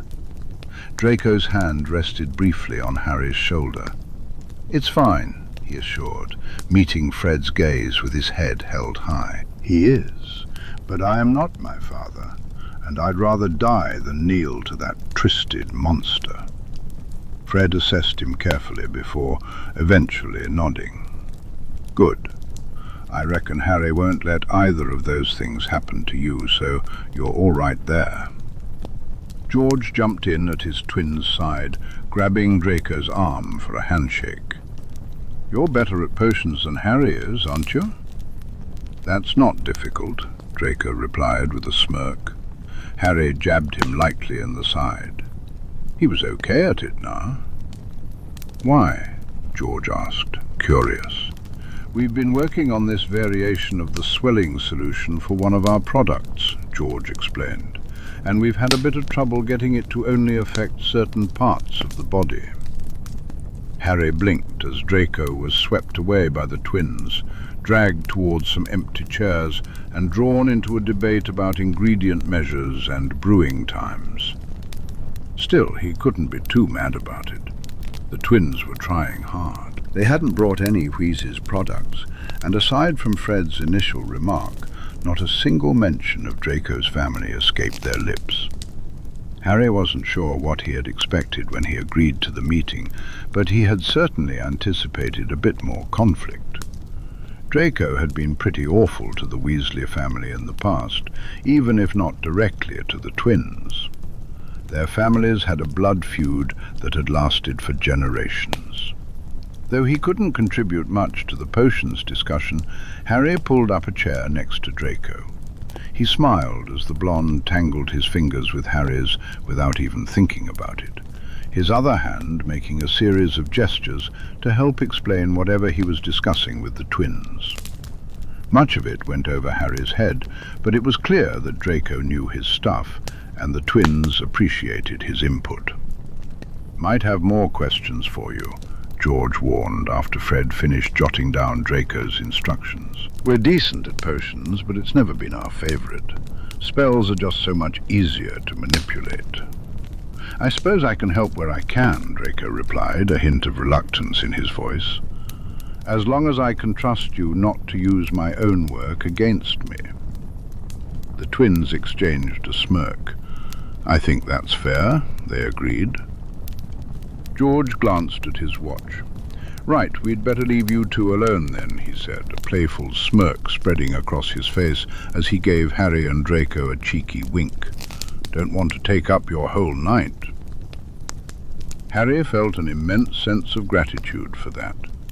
He was thrilled that the twins and Draco seemed to get along, but more than anything he just wanted a moment to snog his boyfriend in peace. The twins stood up, and George ruffled Harry's hair affectionately. "You were right," he declared. "He's not as much of a prat as he pretends to be." Draco made a mock, offended face, but Harry just grinned up at George.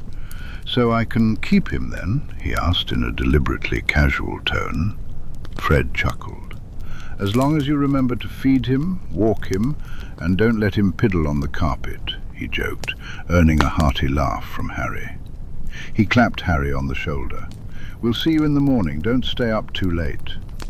"Remember the spells in the book," George added, causing Harry to splutter, as if they were anywhere close to needing those spells.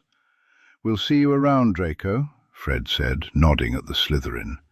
Draco nodded back, and Harry felt like he was missing something. "If you have any more potions questions, write them down and send them with Harry," the blonde instructed. "I'll do what I can."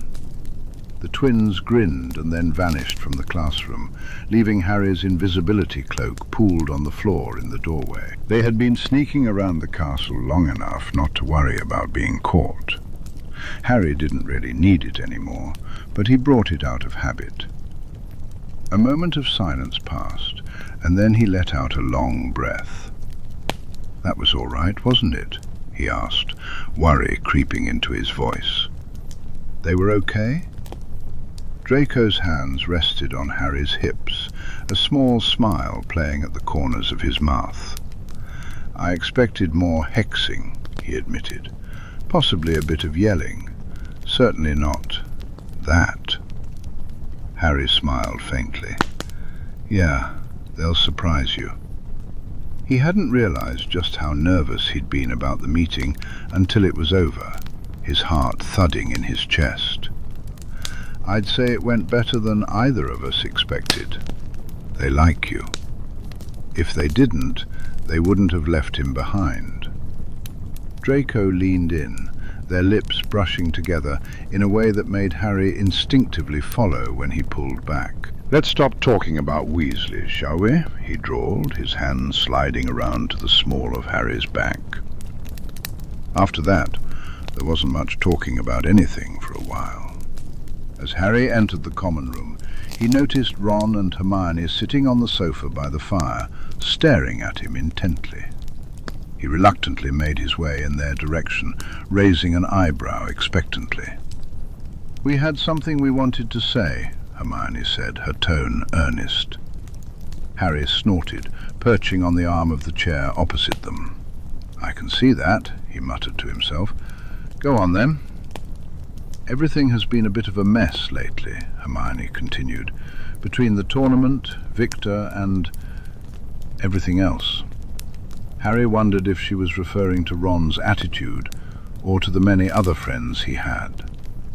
"I think it all just got out of hand and we let it. But Harry, the three of us have been best friends since first year.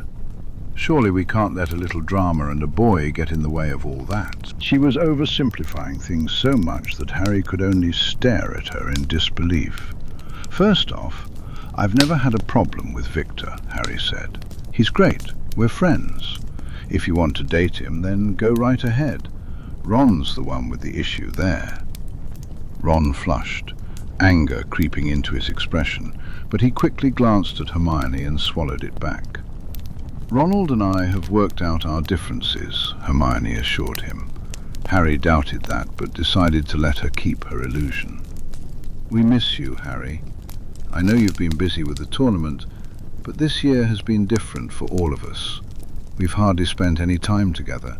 It feels like we're losing you." Her voice cracked slightly, and guilt surged within Harry. It wasn't their fault he had a mountain of secrets he was keeping from them. "That hasn't all been my fault," Harry pointed out, recalling the many arguments he'd had with both of them over the past couple of months. Hermione ducked her head. "No, it hasn't," she agreed. "Which is why I thought it'd be best if we just drew a line under all of that and started over, back to how things were. You, me, and Ron."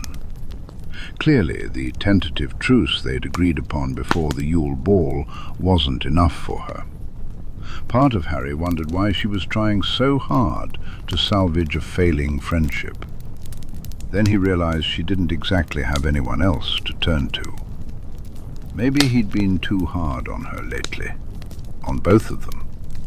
It had to be strange from their perspective, watching Harry change so drastically for seemingly no reason. They didn't know about the compulsion charm. Once again, Ron was unusually silent, and Harry glanced at him. "What do you reckon?" Ron looked up, managing a faint smile. "I reckon if some nutter's out to kill you again, you could use all the friends you can get." Harry cracked a grin in return, even as his stomach churned uneasily. Ron and Hermione truly deserved more from him. Harry realized he had been giving them less of a chance lately, considering everything they had been through. He wasn't quite ready to share his secrets, but he could at least stop expecting the worst from them. "Have you two done the essay for McGonagall yet?" he asked tentatively, offering an olive branch. Hermione beamed at him, while Ron groaned at the mention of homework. "We were just about to start," Hermione replied, reaching into her bulging backpack. "Do you want to join us? I'll help you if you like." Harry couldn't help but think Hermione must be desperate to offer him help with his work. Not that he really needed it these days. If she had been paying close attention, she would have noticed he was managing just fine on his own. "Yeah, all right," he said, pulling out his Transfiguration textbook and writing supplies. He settled into the armchair, leaning over the coffee table. Ron grumbled a bit, but eventually got his things out too, and the three of them began to work. Harry couldn't really call it working together. Despite Hermione's offer, she kept to herself, glaring at Ron every time he tried to sneak a peek at her parchment. It felt more like working in proximity to one another, but it was a start. Harry was only half focused on his work. The other half of his mind was trying to figure out what had prompted this change of heart. After the disaster of the Yule Ball and the fallout that followed, he had expected to spend the rest of the year without any overtures from Ron and Hermione. Ginny was still angry at Ron for ignoring Luna all night.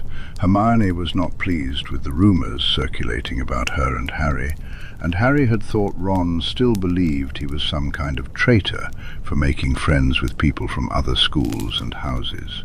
What had happened to make them so determined to clear the air and start over?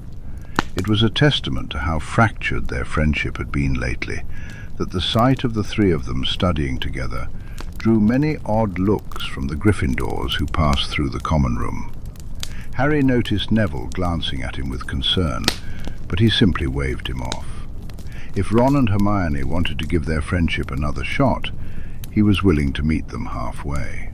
Once he finished his essay, faster than Ron and Hermione, although Hermione was well beyond the required length and showing no signs of stopping, Harry stretched and said, "I'll be right back. I'm going to grab my History of Magic book."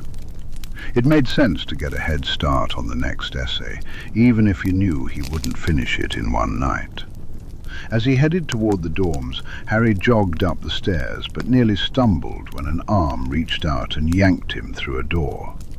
"What the hell, George?" he exclaimed, straightening up with a scowl that faded when he noticed the concern etched on George's face. "What did those two say to you?" George asked. Harry frowned. "What? They just want to try being friends again. I guess Hermione misses me, and Ron might as well." Ron was still a bit distant, but he had cracked a few jokes during their study session, some of which were actually funny. To Harry's surprise, George grimaced. "I don't want to ruin anything in case they genuinely mean it," he began cautiously, "but I thought you should know. I saw them talking with Dumbledore after lunch today." Harry's heart sank. "I couldn't get close enough to hear what they were saying without risking being caught. But Dumbledore looked annoyed with them, and Ron didn't seem too pleased about whatever he was saying. Do you think—" Harry trailed off, unable to voice his concern. "That Dumbledore isn't happy they're no longer keeping an eye on you and told them to get back in your good books," George finished grimly. "I'd bet my broom on it, mate." A chill swept through Harry, and George squeezed his shoulder sympathetically. "I'm sorry," he murmured. "If I thought they were honest, let it go, but there's too much at stake for you to risk this. Honestly, some of the things Ron has said about you lately, when you're not around, make it hard to believe he's had a change of heart, even with Hermione pestering him." "Right," Harry replied, feeling a knot form in his stomach. He definitely didn't want to know what Ron had said. He wasn't sure he could handle it. "Yeah, damn." He ran a hand through his hair, frustrated as his eyes began to itch. He didn't even like Ron and Hermione that much anymore, so why did it hurt so much to have his fears confirmed? Suddenly, he found himself wrapped in a hug, his face pressed against George's chest. "You're still family," George promised, his hand warm and solid on Harry's back. "You've got us, and Bill and Charlie, and even Ginny. If Ron and Hermione are working for Dumbledore, you're better off without them." That was true, but it didn't change the fact that they were the first friends Harry had made at Hogwarts, the only friends he'd had for a long time. Learning that it might all be a lie, even if it had once been genuine, made his heart ache just a little more. "Thanks for telling me, George," he said eventually, pulling away and trying to regain his composure. "I'd love to say I'm surprised, but—" George shared a knowing look. "I should go. They'll be wondering what's taking me so long." "If you need a rescue, you know the signal," George said, not arguing as Harry left the dorm. Hurrying up to his own room to grab the book he had originally come for, Harry returned to the common room with a smile plastered on his face, as if nothing had happened. When he approached Hermione, she smiled back at him. "Everything all right?" "Yeah, fine," he lied breezily, cracking open the textbook.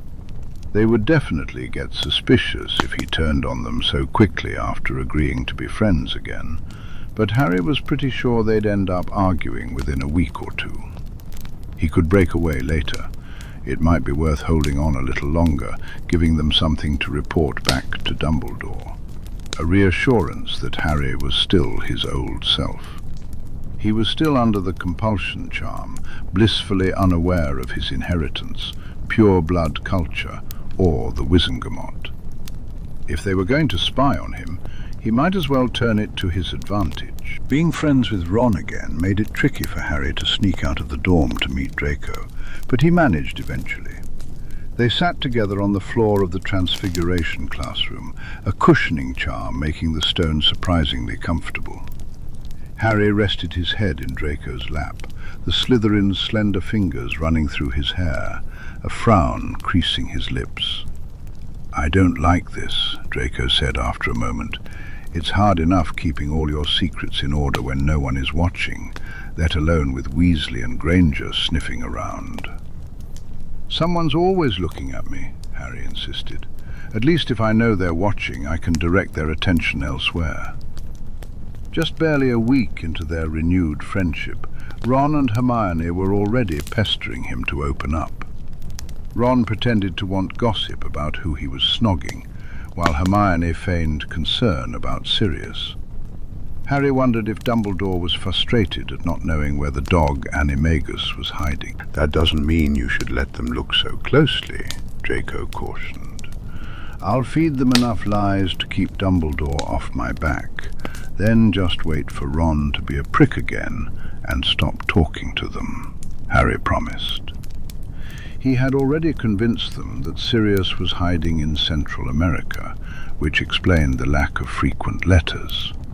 He'd also told Hermione that the people at the Yule Ball were mostly Susan's friends, and that he'd pretended to hang out with them to keep her happy. Susan was fine with that misdirection, glad to let Dumbledore believe she was bridging the gaps. Draco looked doubtful, and Harry shifted just enough to kiss the frown off his face, slipping his tongue between Draco's lips.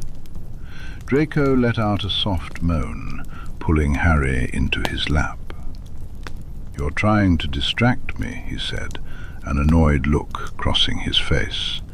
Harry smirked. "I am, and it's working," he replied, trailing a finger up Draco's bicep and across his chest before leaning in for another kiss. "Just relax and trust me."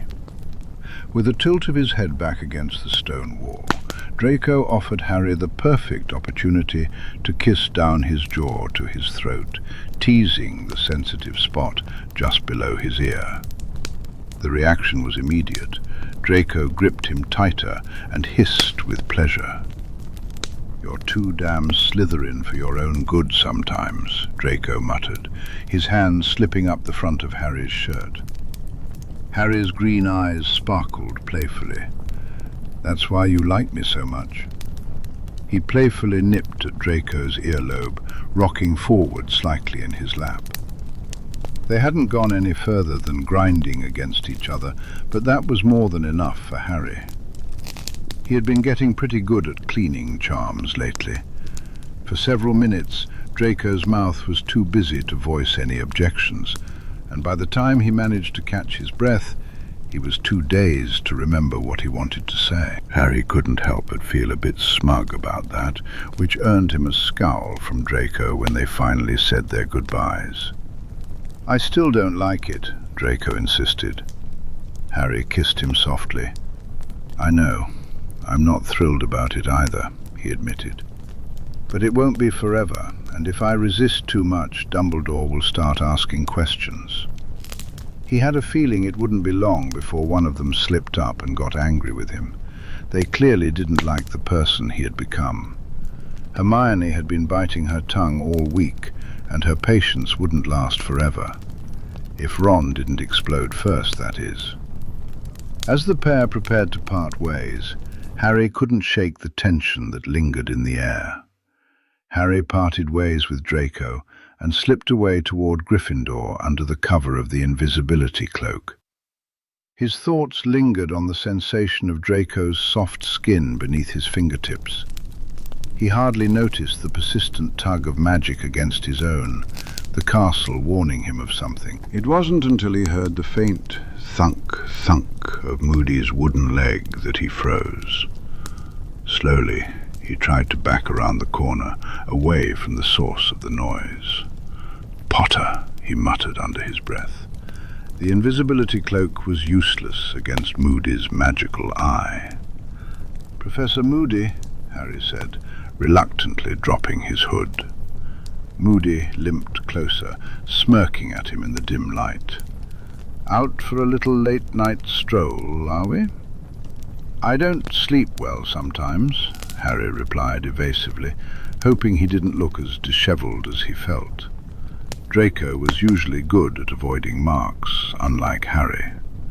They both knew Moody could see through glamour charms, and Harry wanted to avoid any awkward questions in class. "I'm sorry, I'll go back up to my dorm." "Don't worry about it, Potter," Moody waved him off. "What McGonagall doesn't know won't hurt her." Harry found it interesting that he mentioned the Gryffindor housemistress instead of the headmaster. Was he implying Dumbledore already knew, or that he was likely to tell him? Listen, while I've got you here, how are things going with that egg of yours? Fine, Harry replied, narrowing his eyes.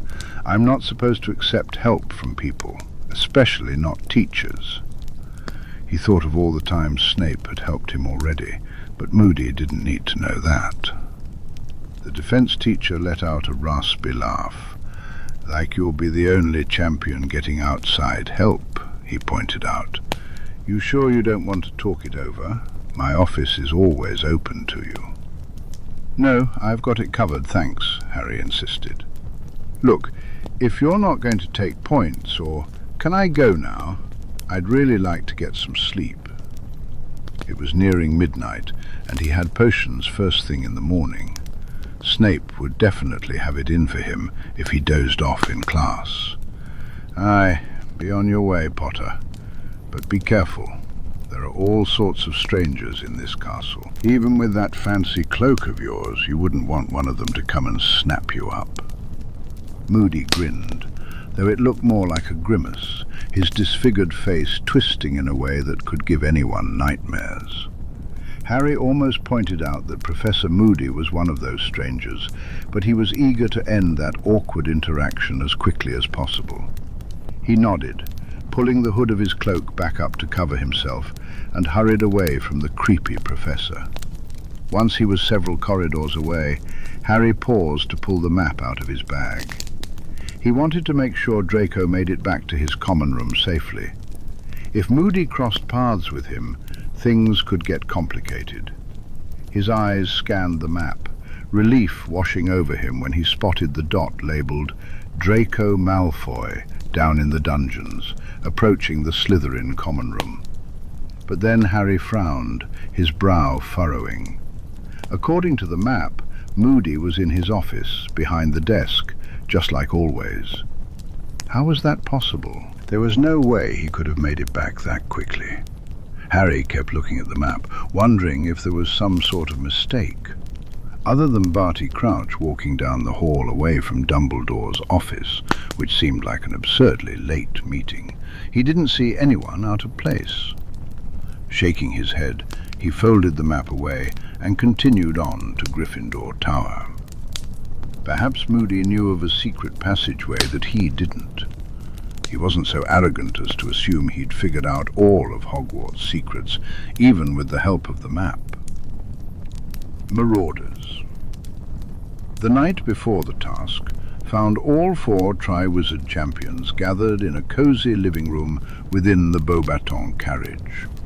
Fleur insisted it was the best spot for privacy, claiming none of her schoolmates would disturb them. It was certainly more comfortable than hanging out in an abandoned classroom at the castle, so Harry wasn't about to complain. So, is everyone ready for tomorrow? Cedric asked, leaning back in his armchair with a bottle of butterbeer in hand. The champions had all decided to avoid alcohol, not wanting to risk a hangover before plunging into the Black Lake in the morning. As ready as I'll ever be, Victor replied with a shrug. They had all agreed to keep their plans a secret, wanting to surprise each other when the task began, but it was hard to resist discussing what lay ahead. I am curious about what they've taken from us, Fleur mused. I haven't noticed anything missing. Harry hadn't either, but his 3 most important possessions, the cloak, the map, and Sirius's mirror, were always in his bag, so he couldn't see how anyone could take them. Maybe they'd take his firebolt. It's whatever we'll sorely miss, Cedric said, rolling his eyes. Maybe they've nicked my potions notes. I've got an essay due on Friday. The other 3 laughed at that. Maybe they will take a person, Victor suggested. Harry and Fleur exchanged skeptical looks. Surely they wouldn't take that risk. If we don't make it in the hour... Harry trailed off, catching the pointed look Victor gave him. Right, yeah, dragons. They hadn't cared much about the safety of the spectators in the first task. Who was to say they wouldn't endanger an innocent person to motivate the champions? I guess we'll find out in the morning. Do you think we'll have to fight the merpeople or just find them? Cedric pondered. To get whatever it is. Back, I mean. Merpeople are supposed to be a warrior race. Do you think they'll just let us take it and go on our way? I'd like to think the challenge is getting to them in the first place, Harry said grimly. There were all sorts of creatures in the lake that would make it difficult enough, but I wouldn't put it past them. I will just charm them, Fleur declared, tossing her hair. Then they will have to let me pass. Does that work on merpeople?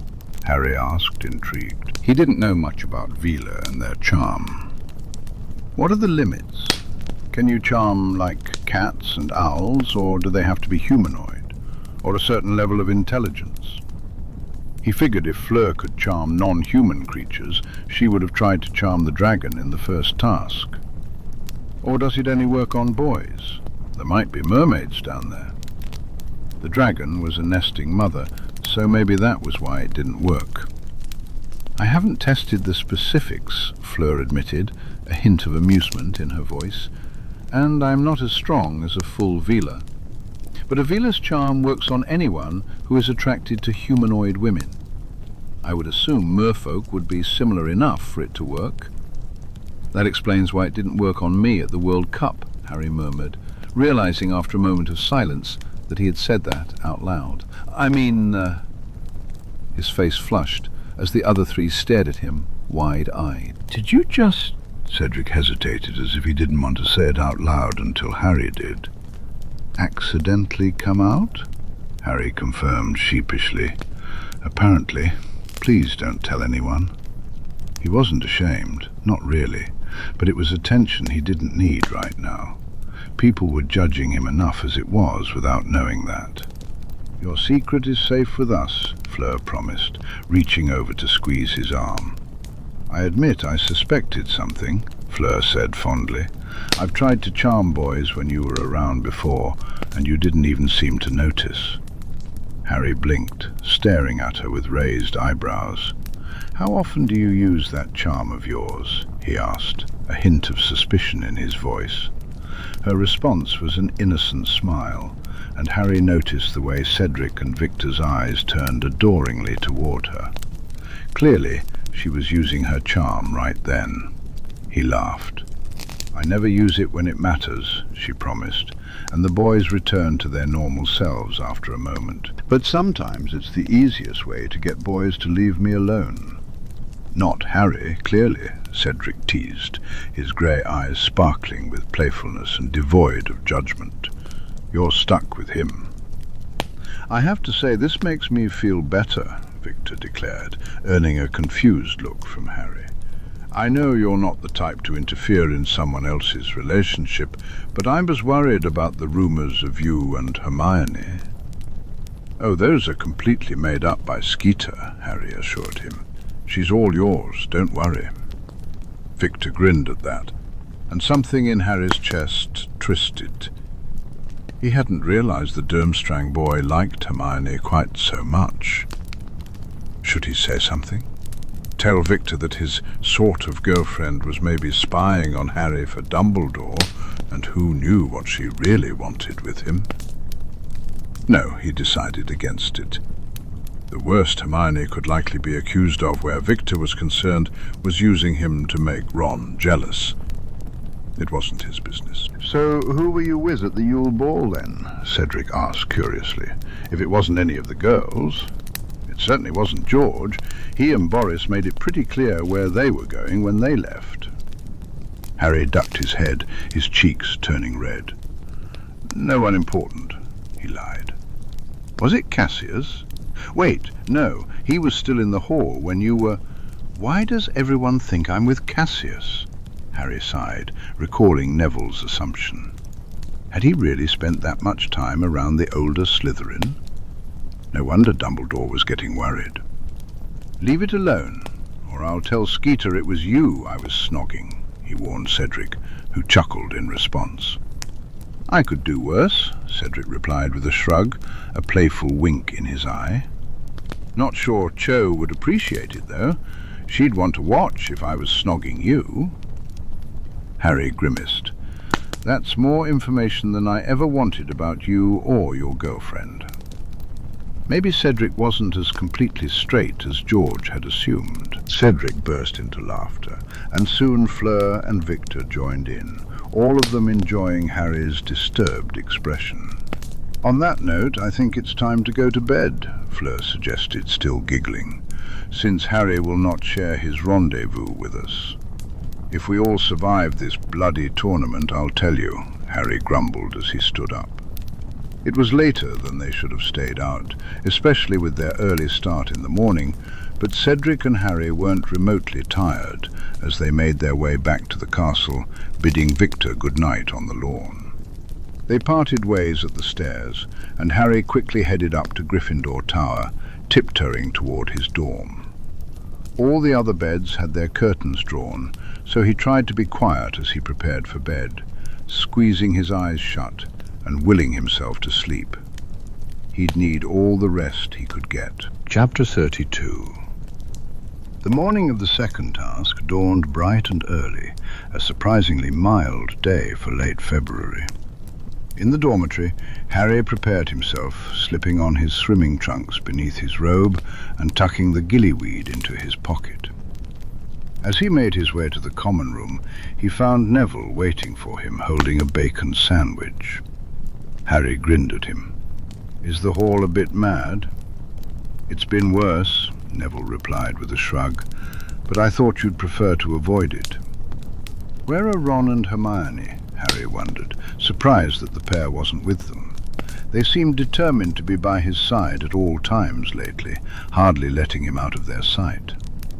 "I haven't seen them, actually," Neville said. Harry frowned, but quickly dismissed it. He had bigger concerns at the moment. As he ate his sandwich on the way down to the lake, he raised his eyebrows at the sight of the stands from the first task already constructed on the bank, overlooking the calm water. Neville hugged him and wished him good luck before hurrying off to find a seat. Harry continued toward the judges' table, where he spotted Victor waiting. There was no sign of Fleur or Cedric yet. "Morning," Harry greeted, relieved for the warming charm on his robe. Snape had assured him that the gillyweed would help him acclimate to the water temperature, and Harry hoped he was right. It had to be freezing in there. Victor nodded in acknowledgement, his dark eyes sharply focused on the water. Clearly in the zone, Harry left him to it and scanned the rest of the crowd. To his surprise, he spotted Percy sitting in Mr. Crouch's seat and wandered over. "Where's Mr. Crouch?" Harry asked. "He's still not well," Percy replied with a frown. "It's terrible. He hasn't been in the office for weeks.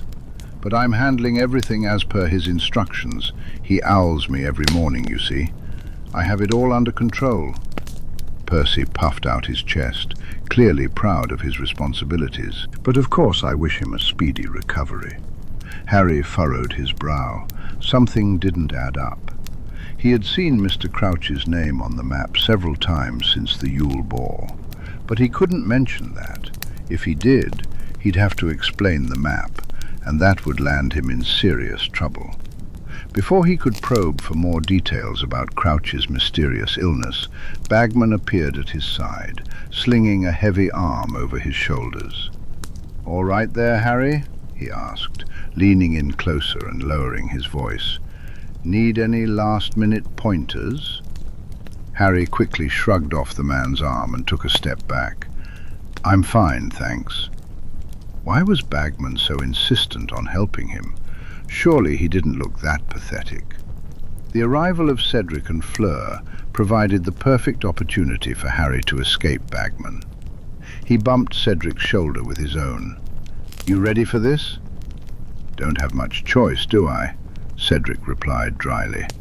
"Hey, have you seen Cho this morning? She wasn't at breakfast." "I haven't," Harry said, puzzled. "That was unusual for Cho. But I skipped breakfast. Neville brought me a sandwich to help me avoid the crowd." "It's not him, is it?" Cedric asked, wiggling his eyebrows suggestively. Harry felt a blush creep up his cheeks as he jabbed Cedric in the side. No, it's not Neville, God, and keep your voice down. Skeeter's bound to be lurking around here somewhere. Cedric looked apologetic and scanned the area for any sign of the blonde reporter. That is weird, actually. She usually thrives on the action. Maybe your lawyer finally scared her off. I can only hope, Harry said with a rueful smile. As the starting time drew nearer and the stands began to fill with spectators, Bagman cast Sonorous on himself and strode out to the water's edge, ready to kick off the event. The crowd buzzed with anticipation as Ludo Bagman's voice rang out. All 4 champions are ready and raring to go. For those who aren't aware, here's the second task. Each champion has had someone they care about taken from them, stolen away into the depths of the lake by its resident clan of merpeople. It's up to the champions to find and retrieve their loved ones within the hour. At Bagman's words, all 4 champions exchanged horrified glances. A person, Victor murmured grimly. Cho! Cedric gasped, his eyes darting anxiously to the water's surface. Harry quickly grabbed Cedric's arm to stop him from diving in right then. They're safe. They have to be. The task hasn't started yet, he said, uncertain of who he was trying to reassure. But after an hour, Fleur's voice trailed off, her blue eyes filled with fear. I do not know who they have taken from me. She hurried over to her headmistress, and a rapid conversation in French ensued, ending with Fleur's hands sparking with fire in her fury. Gabrielle! The quarter-veeler stomped back to Ludo Bagman, grabbing him by the front of his robe and lifting him off his feet, her glare fierce. Flames danced at the tips of her hair, and Harry could smell the burning ozone in the air. He hadn't realized Fleur had inherited so much of her heritage. If anything happens to my little sister, I will kill you, Bagman, she declared with a fierce intensity. Harry's jaw dropped. Fleur had mentioned her little sister before. Gabrielle was barely 9 years old. How could they possibly think it was a good idea to put her at the bottom of a lake? Bagman looked like he was about to panic, but he mustered his courage and patted Fleur on the shoulder.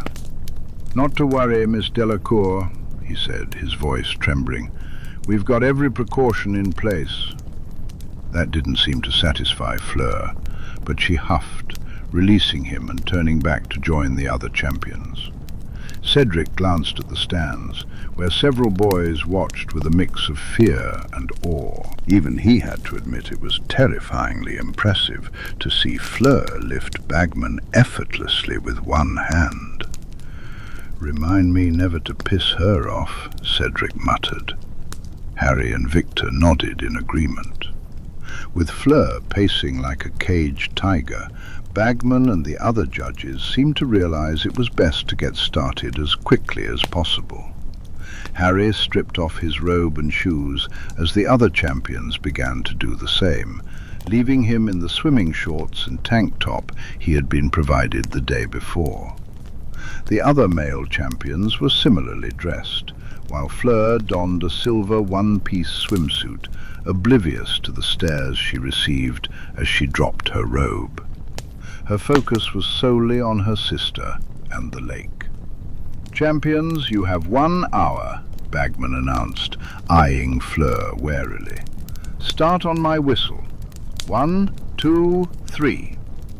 With that, Bagman blew his whistle, and they sprang into action. Harry shoved the gillyweed into his mouth and began to chew, wading into the freezing water. The other champions shot past him, disappearing beneath the surface. Harry hesitated, not wanting to dive in until he was certain the potion would work. I really should have tested this, he thought, swallowing the slimy plant as he stood in the shallows, feeling like an idiot while faint laughter echoed from the stands. Don't fail me now, Snape. As the potion finally took effect, it kicked in remarkably quickly. Harry had to plunge into the water to avoid choking on air. His feet transformed into flippers, and webbing formed between his fingers. He grinned to himself as he swam forward, the water feeling surprisingly warm compared to the near ice he knew it to be. Snape hadn't let him down. He could do this. Much later, Harry burst through the surface of the lake, gasping for air, exhilarated and ready for what lay ahead. Harry lost his gills about 15 feet underwater. He dragged Ron and Gabrielle with him, both regaining consciousness once they broke the surface. Gabrielle's eyes filled with tears as she splashed and gasped her sister's name. Harry let go of Ron, allowing the little girl to wrap her arms around his neck. "There you go. I've got you," he soothed, unsure of how much English she understood. "Fleur is okay," he said, though he was uncertain about what had happened to her. "Can you swim?" Gabrielle sniffled and made a so-so gesture with one hand, while the other clung tightly to Harry's shoulder. "Harry, hurry up! What's she doing here?" Ron asked, impatiently treading water, his red hair plastered to his forehead. "Fleur never showed up. I couldn't leave her there," Harry replied as he started to swim, doing his best with Gabrielle clinging to his back. He was grateful for all those hours spent in the pool at Serendu. "You idiot! You didn't seriously think they'd let us die down there, did you?" Ron burst out. "That's not a risk I'm willing to take with the life of a 9-year-old girl," Harry shot back sharply. "Just swim." As they drew closer to the bank, Harry could see a crowd gathered, their wands out, flames flickering from somewhere in the middle. Madame Maxime towered over them, seemingly struggling to hold on to something or someone. "Fleur." "Gabrielle!" The crowd parted forcefully as Fleur broke free from her headmistress's hold in a blast of flames, rushing towards the water's edge. On Harry's back, Gabrielle perked up, calling for her sister. "She's fine!" Harry shouted as loudly as he could, swimming faster. Fleur clearly couldn't enter the water in her Vila state, so she prowled along the bank until Harry was close enough to let Gabrielle down. The little girl hit the shallows and sprinted towards her sister. Fleur immediately calmed as she wrapped Gabrielle in her arms, murmuring softly in French and smoothing a hand down her sister's wet hair. Ignoring Ron as Percy bundled him away, Harry hurried to Fleur's side. "She's okay, right? The merpeople wouldn't let me take her at first, but you didn't show up. I couldn't leave her there." When Fleur looked up at him over Gabrielle's head, her eyes shimmered with tears. "I was attacked by the Grindylows," she sobbed. "I lost my bubble-head charm. Water is not my strongest element." Harry noticed the embers still flickering from her hair and squeezed her shoulder. "I got her. She's fine." Before he knew it, he was pulled into the sisters' embrace, with Fleur pressing grateful kisses to his face. "You saved her, even though she wasn't your hostage," she whispered. "Thank you, Harry." "I couldn't leave her there," Harry replied, hugging Fleur tightly. Now that he was closer, he could see dozens of vicious-looking cuts crisscrossing her skin, blood dripping onto the sand. "Fleur, you need to see Madame Pomfrey." "She's not the only one, Mr. Potter." Harry's head snapped up to see the Mediwitch standing behind him, her lips pursed as she surveyed the scene. "All of you, come with me. Honestly, sending children into the lake in February, it's a wonder you didn't all go hypothermic." With Fleur refusing to let go of Gabrielle, the three of them followed Pomfrey to the first aid tent, where the other 5 task participants were waiting. Cedric and Cho were huddled together in a fluffy towel, looking no worse for wear. Victor had an arm wrapped around a shivering Hermione, his head human once more, while nearby Ron sat in a towel of his own, glaring at the Bulgarian boy. Pomfrey wrapped a towel tightly around Harry's shoulders and thrust a vial into his hand. He recognized it as Snape's extra-strength potion. Harry happily downed the pepper-up potion, sighing as steam began to gush from his ears. "Gabrielle first," Fleur insisted stubbornly, as Madame Pomfrey turned her attention to her. Pomfrey huffed but obliged, wrapping the girl in a towel and giving her a potion. Only then did Fleur allow the matron to start healing her wounds. "All right, Harry," Cedric asked, concern darkening his grey eyes. "You were down there a long time." "I'm fine," Harry assured him, casting a drying charm on himself. He turned to Gabrielle, using the charm on her as well. Her violent shivers began to lessen. "And you, Cho?" "We're both okay," Cho promised, managing a faint smile. "I don't really remember much, to be honest. One minute I was in Dumbledore's office, and the next I woke up in the middle of the lake." Cedric didn't look impressed by the situation, and Harry couldn't blame him. He would be far more furious if it had been Neville or Draco, or especially Ginny, after her ordeal with the chamber 2 years ago. But obviously Dumbledore had made his choice, believing that Ron was the one who would be missed most. "Harry," Hermione gushed, her eyes bright, "you did it! You figured it out all by yourself." Her voice was a mix of surprise and admiration, and Harry couldn't help but smirk. No one would believe him if he admitted to getting help from Snape, of all people. "I told you I had it sorted." "You have a water beetle in your hair," Victor said, reaching up to gently brush it away from Hermione. She smiled at him, but quickly turned back to Harry. "What were you thinking, going back for Fleur's sister like that? You wasted so much time. Victor said you were there before any of the others." "I was thinking I wasn't going to let a 9-year-old die, Hermione," Harry replied sharply, wondering how she and Ron could trust Dumbledore so blindly when he had said nothing bad would happen. The first task had been. Harry couldn't believe they thought everything was going to be perfectly safe with dragons. He spotted Dumbledore conferring with the Merchief at the water's edge, then gathering the other judges for a discussion. Harry barely paid attention to the scores. He didn't care if they gave him a 0, as long as he was finished with the task. It didn't surprise him to hear that Dumbledore had somehow managed to spin his decision to save Gabrielle into a lesson on martyrdom, awarding him extra points for it. Now he was tied for first place with Cedric. "Just one more to go," Cedric said as they were herded up to the castle, towels still draped around them. "Then it's all over," Harry replied, relief washing over him. "Thank goodness for that," he declared vehemently. He relished the thought of not having to think about the tournament for 3 whole months. After that, they'd learn about the 3rd task, and a month later, it would all be finished. "Merlin, I can't wait to take a bath," Cedric laughed, as Cho made a loud noise of agreement. They glanced back at Victor and Hermione. Victor seemed to be trying to talk to Hermione, while she just wanted to walk ahead and chat with Harry.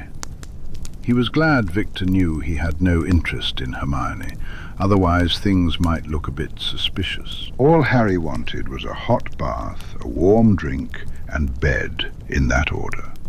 And he needed to call Seren Du. He had to talk to Remus about getting a present for Snape.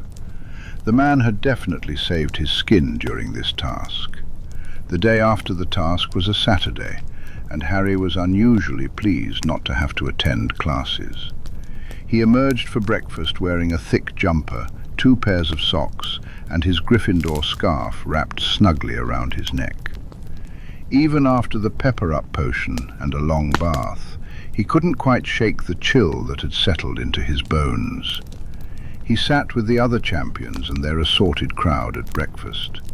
Everyone else who had been in the lake was layered up as well, except for Victor. "I am Slavic," he explained as he reached for the coffee pot.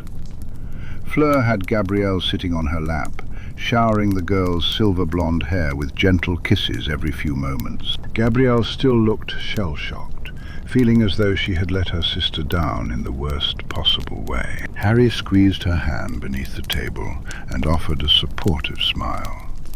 "I get that you all were risking your lives down there and everything," Fred remarked from across the table. "But it was a bit boring for the rest of us to watch." Harry had wondered about that.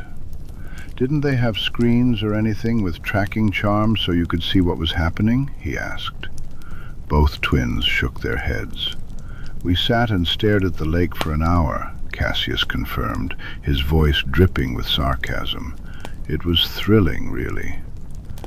"You'd think they would have figured something out," Cho mused, leaning into Cedric's shoulder, her oversized Hufflepuff Quidditch team hoodie with Diggory emblazoned on the back, swallowing her whole. "The tournament is supposed to be a spectator sport after all. At least the first task was fun to watch." "Hopefully the third task will be more entertaining," Harry said. The other three champions groaned in response. "Let's not talk about the third task yet," Victor pleaded wearily. After finishing his meal, Harry seized the moment while Hermione was distracted by Victor, leaving Ron preoccupied with Hermione, and quietly slipped away with Neville and Ginny back to the common room. The rug by the fire was calling his name. "I can't believe you're tied for first," Neville said, breaking the comfortable silence once they were settled in front of the fire. Harry sprawled out on his belly, a Muggle fiction book opened in front of him. "You might actually win this thing, you know," Neville continued. "I don't know about that," Harry said, waving him off. "He's right, though," Ginny insisted. "You're doing really well, Harry. You've always been good at getting through dangerous situations. You could take the cup. Imagine if you did win." "I don't care about winning," Harry replied. "I just want to not die," Harry said tiredly. The thought weighed heavily in the back of his mind. Whoever had entered him into this tournament had a reason, but they had yet to reveal themselves. Time was running out, and desperation could set in. By the middle of the week, Harry was close to hexing Ron's mouth shut.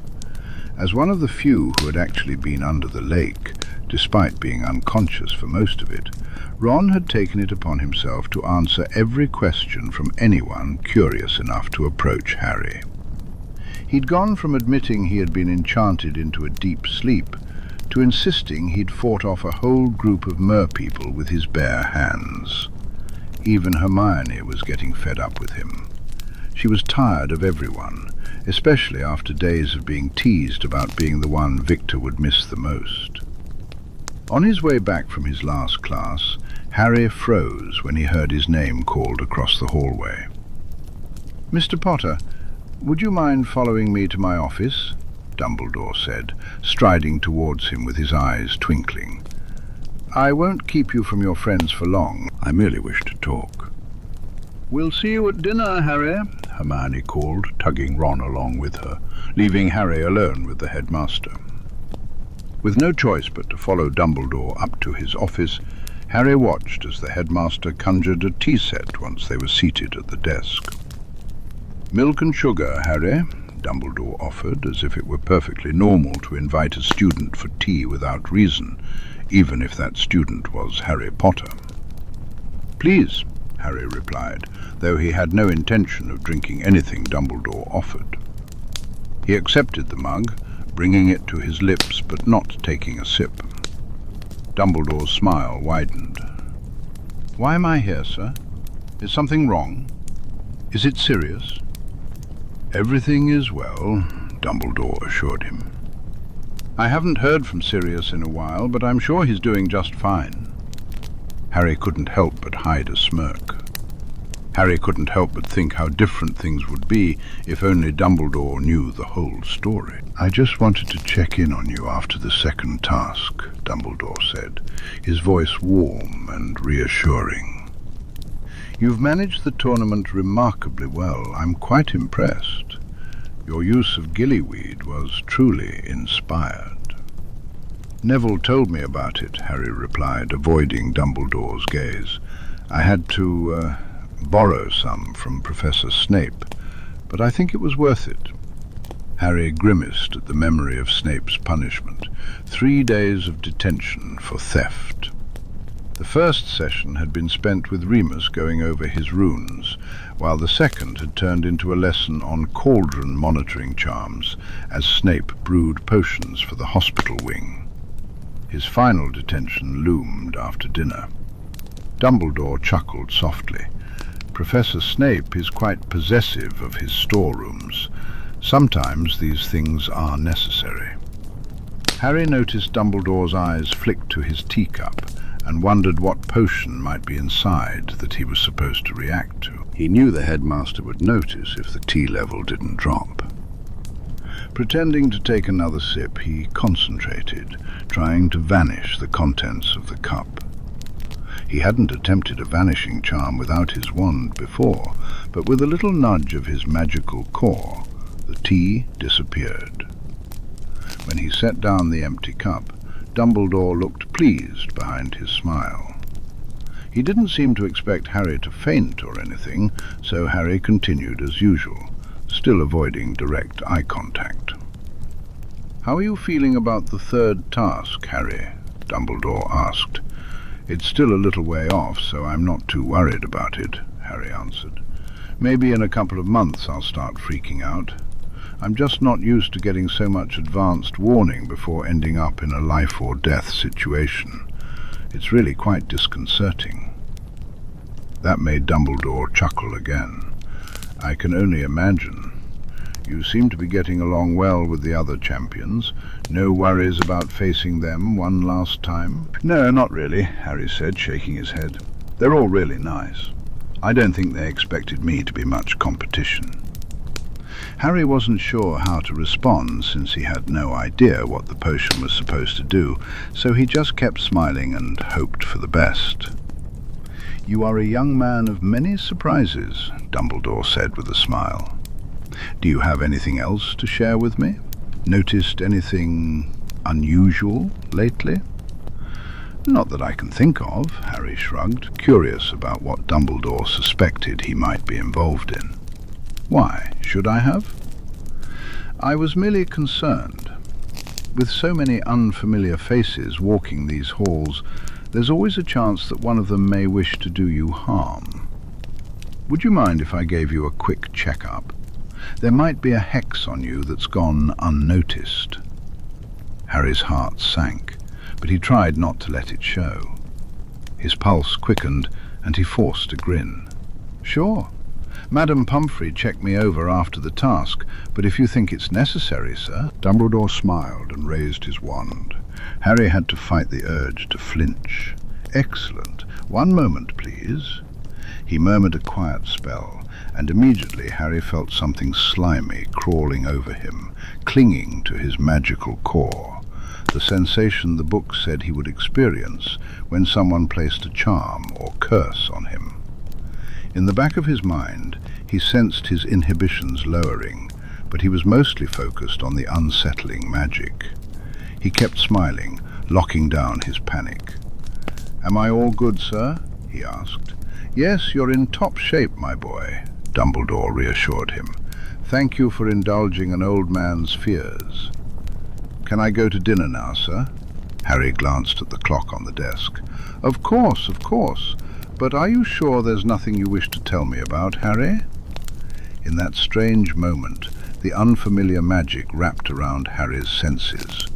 Harry felt a pressure building inside him, as if something was urging him to spill all his secrets. He quickly raised his ocromancy shields, pushing the urge away, and managed a relaxed shrug. "I can't think of anything, sir, but I'll come to you if that changes," he said. Dumbledore seemed satisfied with that response and waved him off cheerfully. As soon as Harry was away from the gargoyle, he squeezed his eyes shut and took a deep breath, shuddering as the magic wrapped tighter around him. It felt suffocating. How had he spent years under Dumbledore's magic without noticing it before? Now He was acutely aware of his own magical core, and the foreign intrusion felt awful. He had practiced with it over the summer. Snape, Remus, and Sirius had all placed curses and charms on him to help him feel what it was like. None of those had felt like this. Desperate not to draw attention to himself, he forced himself to straighten up and head down to the Great Hall for dinner. He took a seat between Ron and Hermione, even though there was an empty spot next to Neville. "What did Dumbledore want?" Ron asked around a mouthful of chicken. Harry shrugged. "Just to see how I was holding up with the tournament and everything," he replied, trying to sound nonchalant. "That was nice of him," Hermione said with a smile. Harry could hardly eat. He felt so sick. Did Ron and Hermione know what Dumbledore had planned? Had they been warned that he was going to be different, and that it was because of a spell? "We should play Exploding Snap after dinner," Ron suggested. "It's been ages since we've done that." "Can't. Detention with Snape, remember?" Harry said, his grimace barely hiding his near-palpable relief at having the perfect excuse to see Snape as soon as possible. Ron made a face. "Can't believe the greasy git gave you detention for taking what you needed for the task. You're a Triwizard champion. He should be happy to help you beat those other schools." "Yeah, as if Snape has ever missed a chance to give me trouble," Harry muttered. "Detention," Harry pointed out, forcing himself to finish the last bite of his shepherd's pie before pushing his plate away. "I should get going before I'm late, and he gives me even more detention for it. I'll see you later."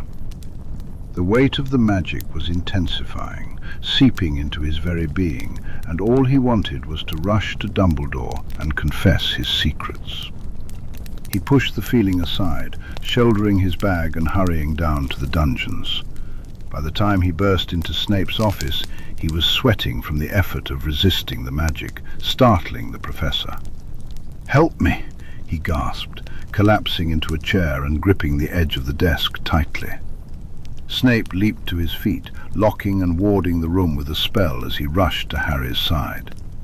"What happened?" he asked, cool fingers gripping Harry's chin to lift his head for inspection. "Dumbledore cast a spell on me," Harry managed to say. "I think compulsion again." Snape straightened, waving his wand over Harry while frowning. "Sit still." He began to chant softly in Latin, moving his wand in a complex pattern. Just like with the goblins, a ball of black, glowing magic began to form above Harry's sternum, swelling until Snape suddenly wrenched his wand upward, causing the ball to dissipate. As the foreign magic suffocating his core melted away, Harry gasped for air like a drowning man. Snape's hand settled on his shoulder, steadying him. "Easy, Potter," he said, surprisingly gentle. He waved his wand again, undoubtedly checking Harry for any lingering spells. "You're clear." Harry slumped back in his chair as Snape released his shoulder, running a hand through his hair. "Thank you. Merlin, that was awful. Does it always feel like that?" "Being cursed once you're aware of your own magic," Snape clarified. Harry nodded. "Not always to that degree. Dumbledore's spell was exceptionally powerful, but yes, it's always—" Harry shifted uncomfortably. "If you're that sensitive to it now, I suspect the headmaster won't be able to cast even a light tracking charm on you without you noticing." He felt a sense of relief at that, but hoped he wouldn't have to face it again. "Was it the same charm as before?" he asked. "I can't be certain. The goblins removed it before I had a chance to study it. However, it was a powerful compulsion charm designed to make you reckless and extraordinarily trusting of the caster, so it's likely," Snape explained. Harry shuddered. "I felt like I just wanted to run up to the headmaster and tell him everything." Just then, he blinked and realized Snape was pressing a glass of water into his hands. Gratefully, he accepted it and drank the cool liquid. It's concerning that he felt the need to refresh the charm. He probably thinks you're just shedding it as you grow older, not uncommon for adolescents as their magic is constantly evolving," Snape continued. Harry caught on to what Snape wasn't saying. "But it means he's starting to suspect I'm not under his thumb anymore." The potions master nodded. "You'll need to be incredibly careful in the coming weeks. He will believe the charm is at its strongest. He may expect you to come to him or to Weasley and Granger. It will look even more suspicious if you continue as you have been." Harry grimaced. "So I'll spend weeks pretending to be a good little Gryffindor, making up stories to convince them I've given up all my secrets, and then—" He trailed off, unsure of what came next. Keep pretending until Dumbledore was dead? How long was he supposed to maintain the charade? "You only need to last until the end of the school year," Snape assured him. "Even so, I think you can avoid Weasley and Granger for now, as long as you keep your public friendships mostly with Gryffindors. Dumbledore wouldn't have altered your personality too drastically. People would question if you did." Suddenly he refused to speak to the other champions after being friendly with them for so long. He probably just wants a little more insight into your private escapades. It was a small mercy, but a mercy nonetheless. "I suppose we'd better figure out what I can tell him to get him off my back then," Harry said with a shrug, pulling his password-protected notebook from his bag. There had to be something he could share to protect the secrets he truly cared about. About a week after the second task, Harry walked into the Great Hall to find all eyes on him. That wasn't unusual, but the wave of whispers and giggles that erupted immediately afterward gave him a pretty good idea of what had happened.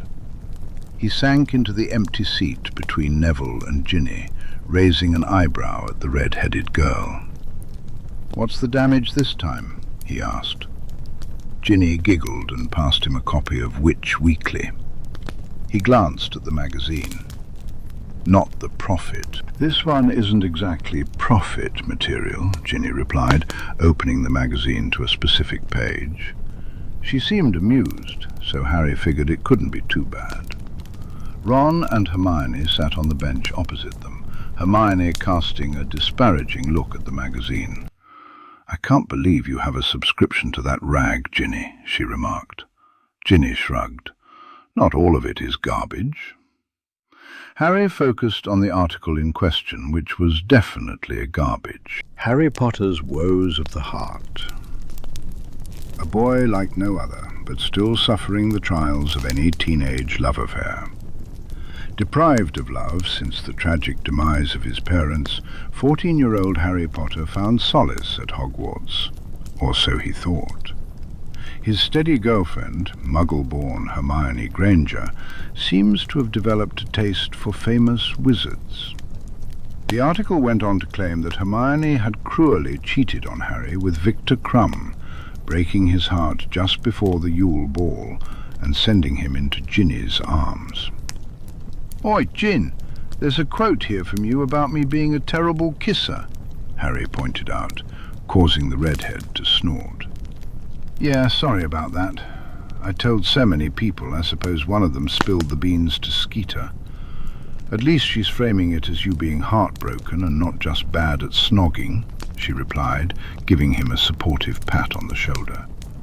"And by the way, I'm sorry I can't be the one you truly yearn to be with." She leaned over Harry's shoulder to check the article quote. "Clearly, while I might resemble your mother, it's not enough to tear your heart away from that harlot over there." "I beg your pardon," Hermione gasped, realizing Ginny was talking about her. Beside her, Ron turned almost purple with anger. Harry tossed the magazine toward Ginny, watching her eyebrows shoot up in surprise. Where did she get all this?" "Out of her arse, by the looks of it," Ginny mused, making Neville snort pumpkin juice out of his nose. "No, the part about Victor asking me to come to Bulgaria. That was right after he pulled me from the lake. There's no way she was around to hear it," Hermione explained. Ron spluttered as he grabbed the magazine to read it for himself. He wants you to go to Bulgaria? Never felt this way about any other girl. Don't tell me that's all real. Hermione nodded, her cheeks flushing faintly. That part is. Obviously, the rest of it is drivel. I don't know, Granger. Draco Malfoy's soft drawl cut through the air. That bit about Potter being a terrible kisser probably isn't too far off the mark. I don't blame you for setting your sights higher. Positively Slytherin of you. Ron growled at the remark while Hermione shot him a glare. Harry merely snorted. At least I can improve my kissing skills, he said, locking eyes with Draco in a devilish manner. Sadly, I don't think there's anything you can do about being an utter prat. You'd have to find someone willing to help you improve, Potty, Draco taunted. Harry winked at him. Are you offering, Malfoy? The response sent several people eavesdropping into fits of coughing as they choked on their food, while Ginny burst into laughter. Draco flushed bright red, turned on his heel and stormed off. Harry's smirk widened. I can't believe you just propositioned Malfoy, Hermione exclaimed, her voice a mix of disbelief and irritation. Harry shrugged. Made him leave, didn't it? He couldn't wait to get Draco alone later. He would pay for that jab about Harry's kissing skills. Still, gross, mate, Ron shuddered, scrunching his face in distaste. Harry didn't react, even when Neville nudged him under the table, a tiny grin dancing on his lips. This article is out of order, though. It makes Hermione look like some sort of Scarlet Woman, Ron said, his cheeks tinged with red. Hermione pursed her lips at that. Oh, come off it, Ginny argued. No one with half a brain is going to believe this rubbish. I think it's hilarious, to be honest. Kudos to you, Hermione, for clearly being sexy enough to score 2 super famous wizards. Sorry I'm such an opportunistic slag that I sunk my claws into Harry as soon as you tossed him aside. Ron looked like he was about to have a fit at the language coming from his baby sister. Quite frankly, I'm offended, George announced as he dropped onto the bench beside Ginny, his twin following closely behind. I spend way more time with Harry than Ginny does. Why can't I be the opportunistic slag? You were too busy sucking face with Durmstrang boys, remember? Harry pointed out. George pouted. Just the one Durmstrang boy, thank you, he protested. Who do you think I am, Hermione? He winked at the curly-haired girl, which startled a laugh out of her. I can't believe you're laughing about this, Ron muttered, scowling at the group. Harry shrugged as he pushed his plate of eggs aside. The worst thing we can do is give it credibility by getting upset about it. It's best to just laugh and move on. He figured that no one whose opinion mattered would believe the rumors, and they would fade away faster if they didn't let it bother them. Ron didn't seem convinced, and Hermione still looked uncertain about how to react. Just then, Ginny snatched the magazine and began dramatically reading the most ridiculous parts. Harry found himself laughing so hard that he forgot about his earlier worries. A few days later, it was challenging, but Harry finally managed to escape Ron and Hermione long enough to attend the heirs' meeting. They were easing up on him a bit after he spun a tale about receiving a letter from Sirius claiming he was somewhere in Ireland, and mentioned seeing Mr. Crouch on the map. Even Snape had been baffled by that one, but agreed it was fairly harmless compared to the other secrets Harry was keeping. Plus, it would serve as a good test to see if Ron and Hermione had told Dumbledore about the map. He hadn't confided in Dumbledore directly yet, but the headmaster didn't seem bothered by it, which only fueled Harry's suspicions that his 2 former best friends were spying on him. The thought made him feel sick. He was relieved to be in a room full of people who despised Dumbledore just as much as he did. Susan squeezed his shoulder in sympathy as he recounted Dumbledore's schemes. "I can arrange for someone to hex Weasley if you'd like," Daphne offered with a smirk. "Or Granger. I'm sure Pansy would jump at the chance." "Not Malfoy?" Harry raised an eyebrow. Blay, Daphne and Cassius exchanged glances, and Harry's stomach flipped. "What?" "Draco has been acting strange lately," Blay admitted. "Strange how?" Fear gripped Harry's heart. Had Dumbledore gotten to Draco too? He hadn't even thought to ask Snape to check on him. "He isn't going on about how much he hates Muggleborns, for one," Daphne drawled. "He's been surprisingly nice to the first years. He even came with me when I went to study arithmancy with Ernie and Terry Boot." "It was a bit weird," Ernie piped up. "I kept expecting him to hex me, but he was surprisingly polite." Harry felt his panic begin to fade. It seemed Draco was finally starting to shed his Lucius Malfoy clone persona. There were worse things that could happen. He bit his lip, contemplating the situation. It wasn't his place to share Draco's secrets, but perhaps he could help set the stage for change. "Maybe he's not as evil as we've always assumed," he suggested. Parvati laughed. "Nice one, Harry, as if you haven't been fighting with him since the day you stepped foot in the castle." "When was the last time you heard about me and Malfoy actually fighting?" Harry countered. Sure, they'd exchanged insults, but they hadn't raised wands at each other in weeks.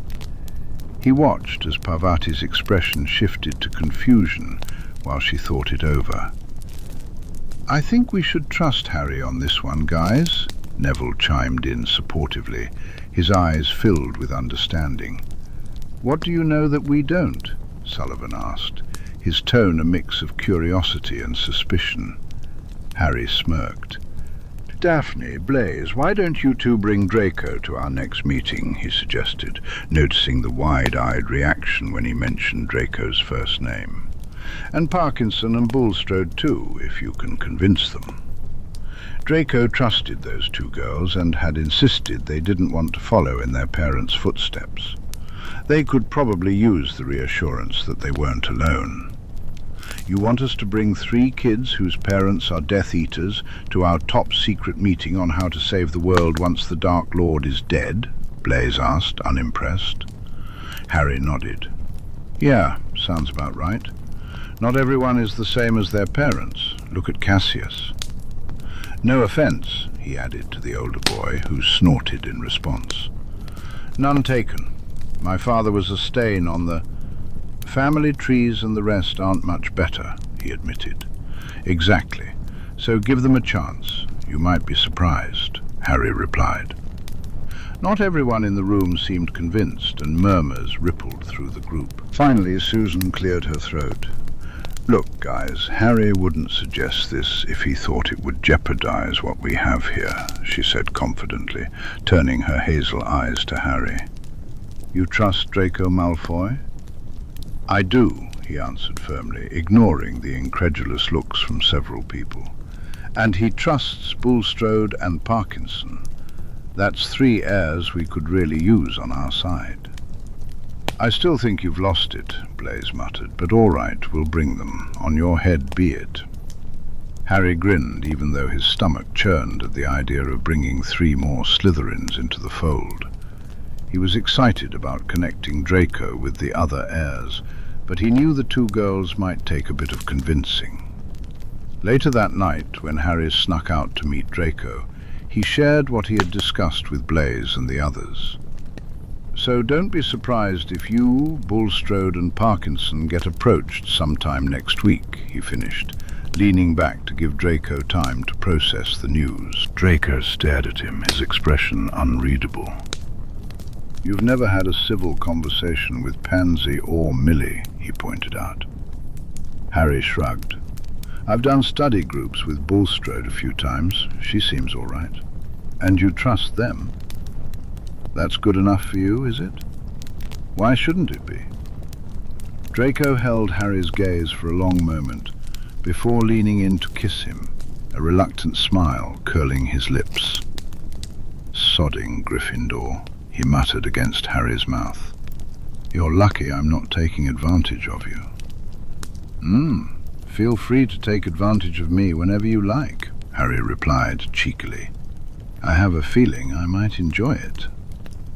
Draco rolled his eyes with a huff, playfully nipping at Harry's lower lip. "Are we telling them about this, then?" Harry leaned back, needing a moment to gather his thoughts. "I think we can admit we're friends," he said slowly, "but not anything more. I trust them, but they have enough secrets of their own. This is none of their business." He paused, wondering if he'd failed some sort of test. "Unless you want to tell them, of course." "I don't need a bunch of heirs nosing into my private life," Draco replied haughtily. "It'll be bad enough if my father finds out I'm friends with you, let alone anything else." His expression softened. "Maybe in the future, when things are more dire, when I need to take a stand to be with you. But until then, we'll keep it quiet." "I'd never make you take a stand to be with me," Harry insisted. "I just want you to be happy and safe." "Do you really think I could be happy hiding in some safe house while you get all the glory facing the Dark Lord?" Draco retorted lightly, his silver eyes fixed intently on Harry, conveying everything he couldn't put into words. "I'm going to have to be open about my loyalties eventually. I'm not cut out to be a spy like Uncle Severus." He took Harry's hand in both of his, raising it to kiss the knuckles. "When the time comes, I will be by your side, stopping your reckless Gryffindor self from getting hexed to death before you can take down the bastard."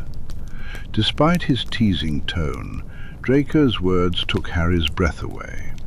He nearly blurted out 3 little words that felt too soon, but instead he kissed Draco, trying to convey everything he felt in that moment. Draco groaned, pulling Harry closer and tangling his fingers in his dark hair. Harry was pretty sure he got his point across.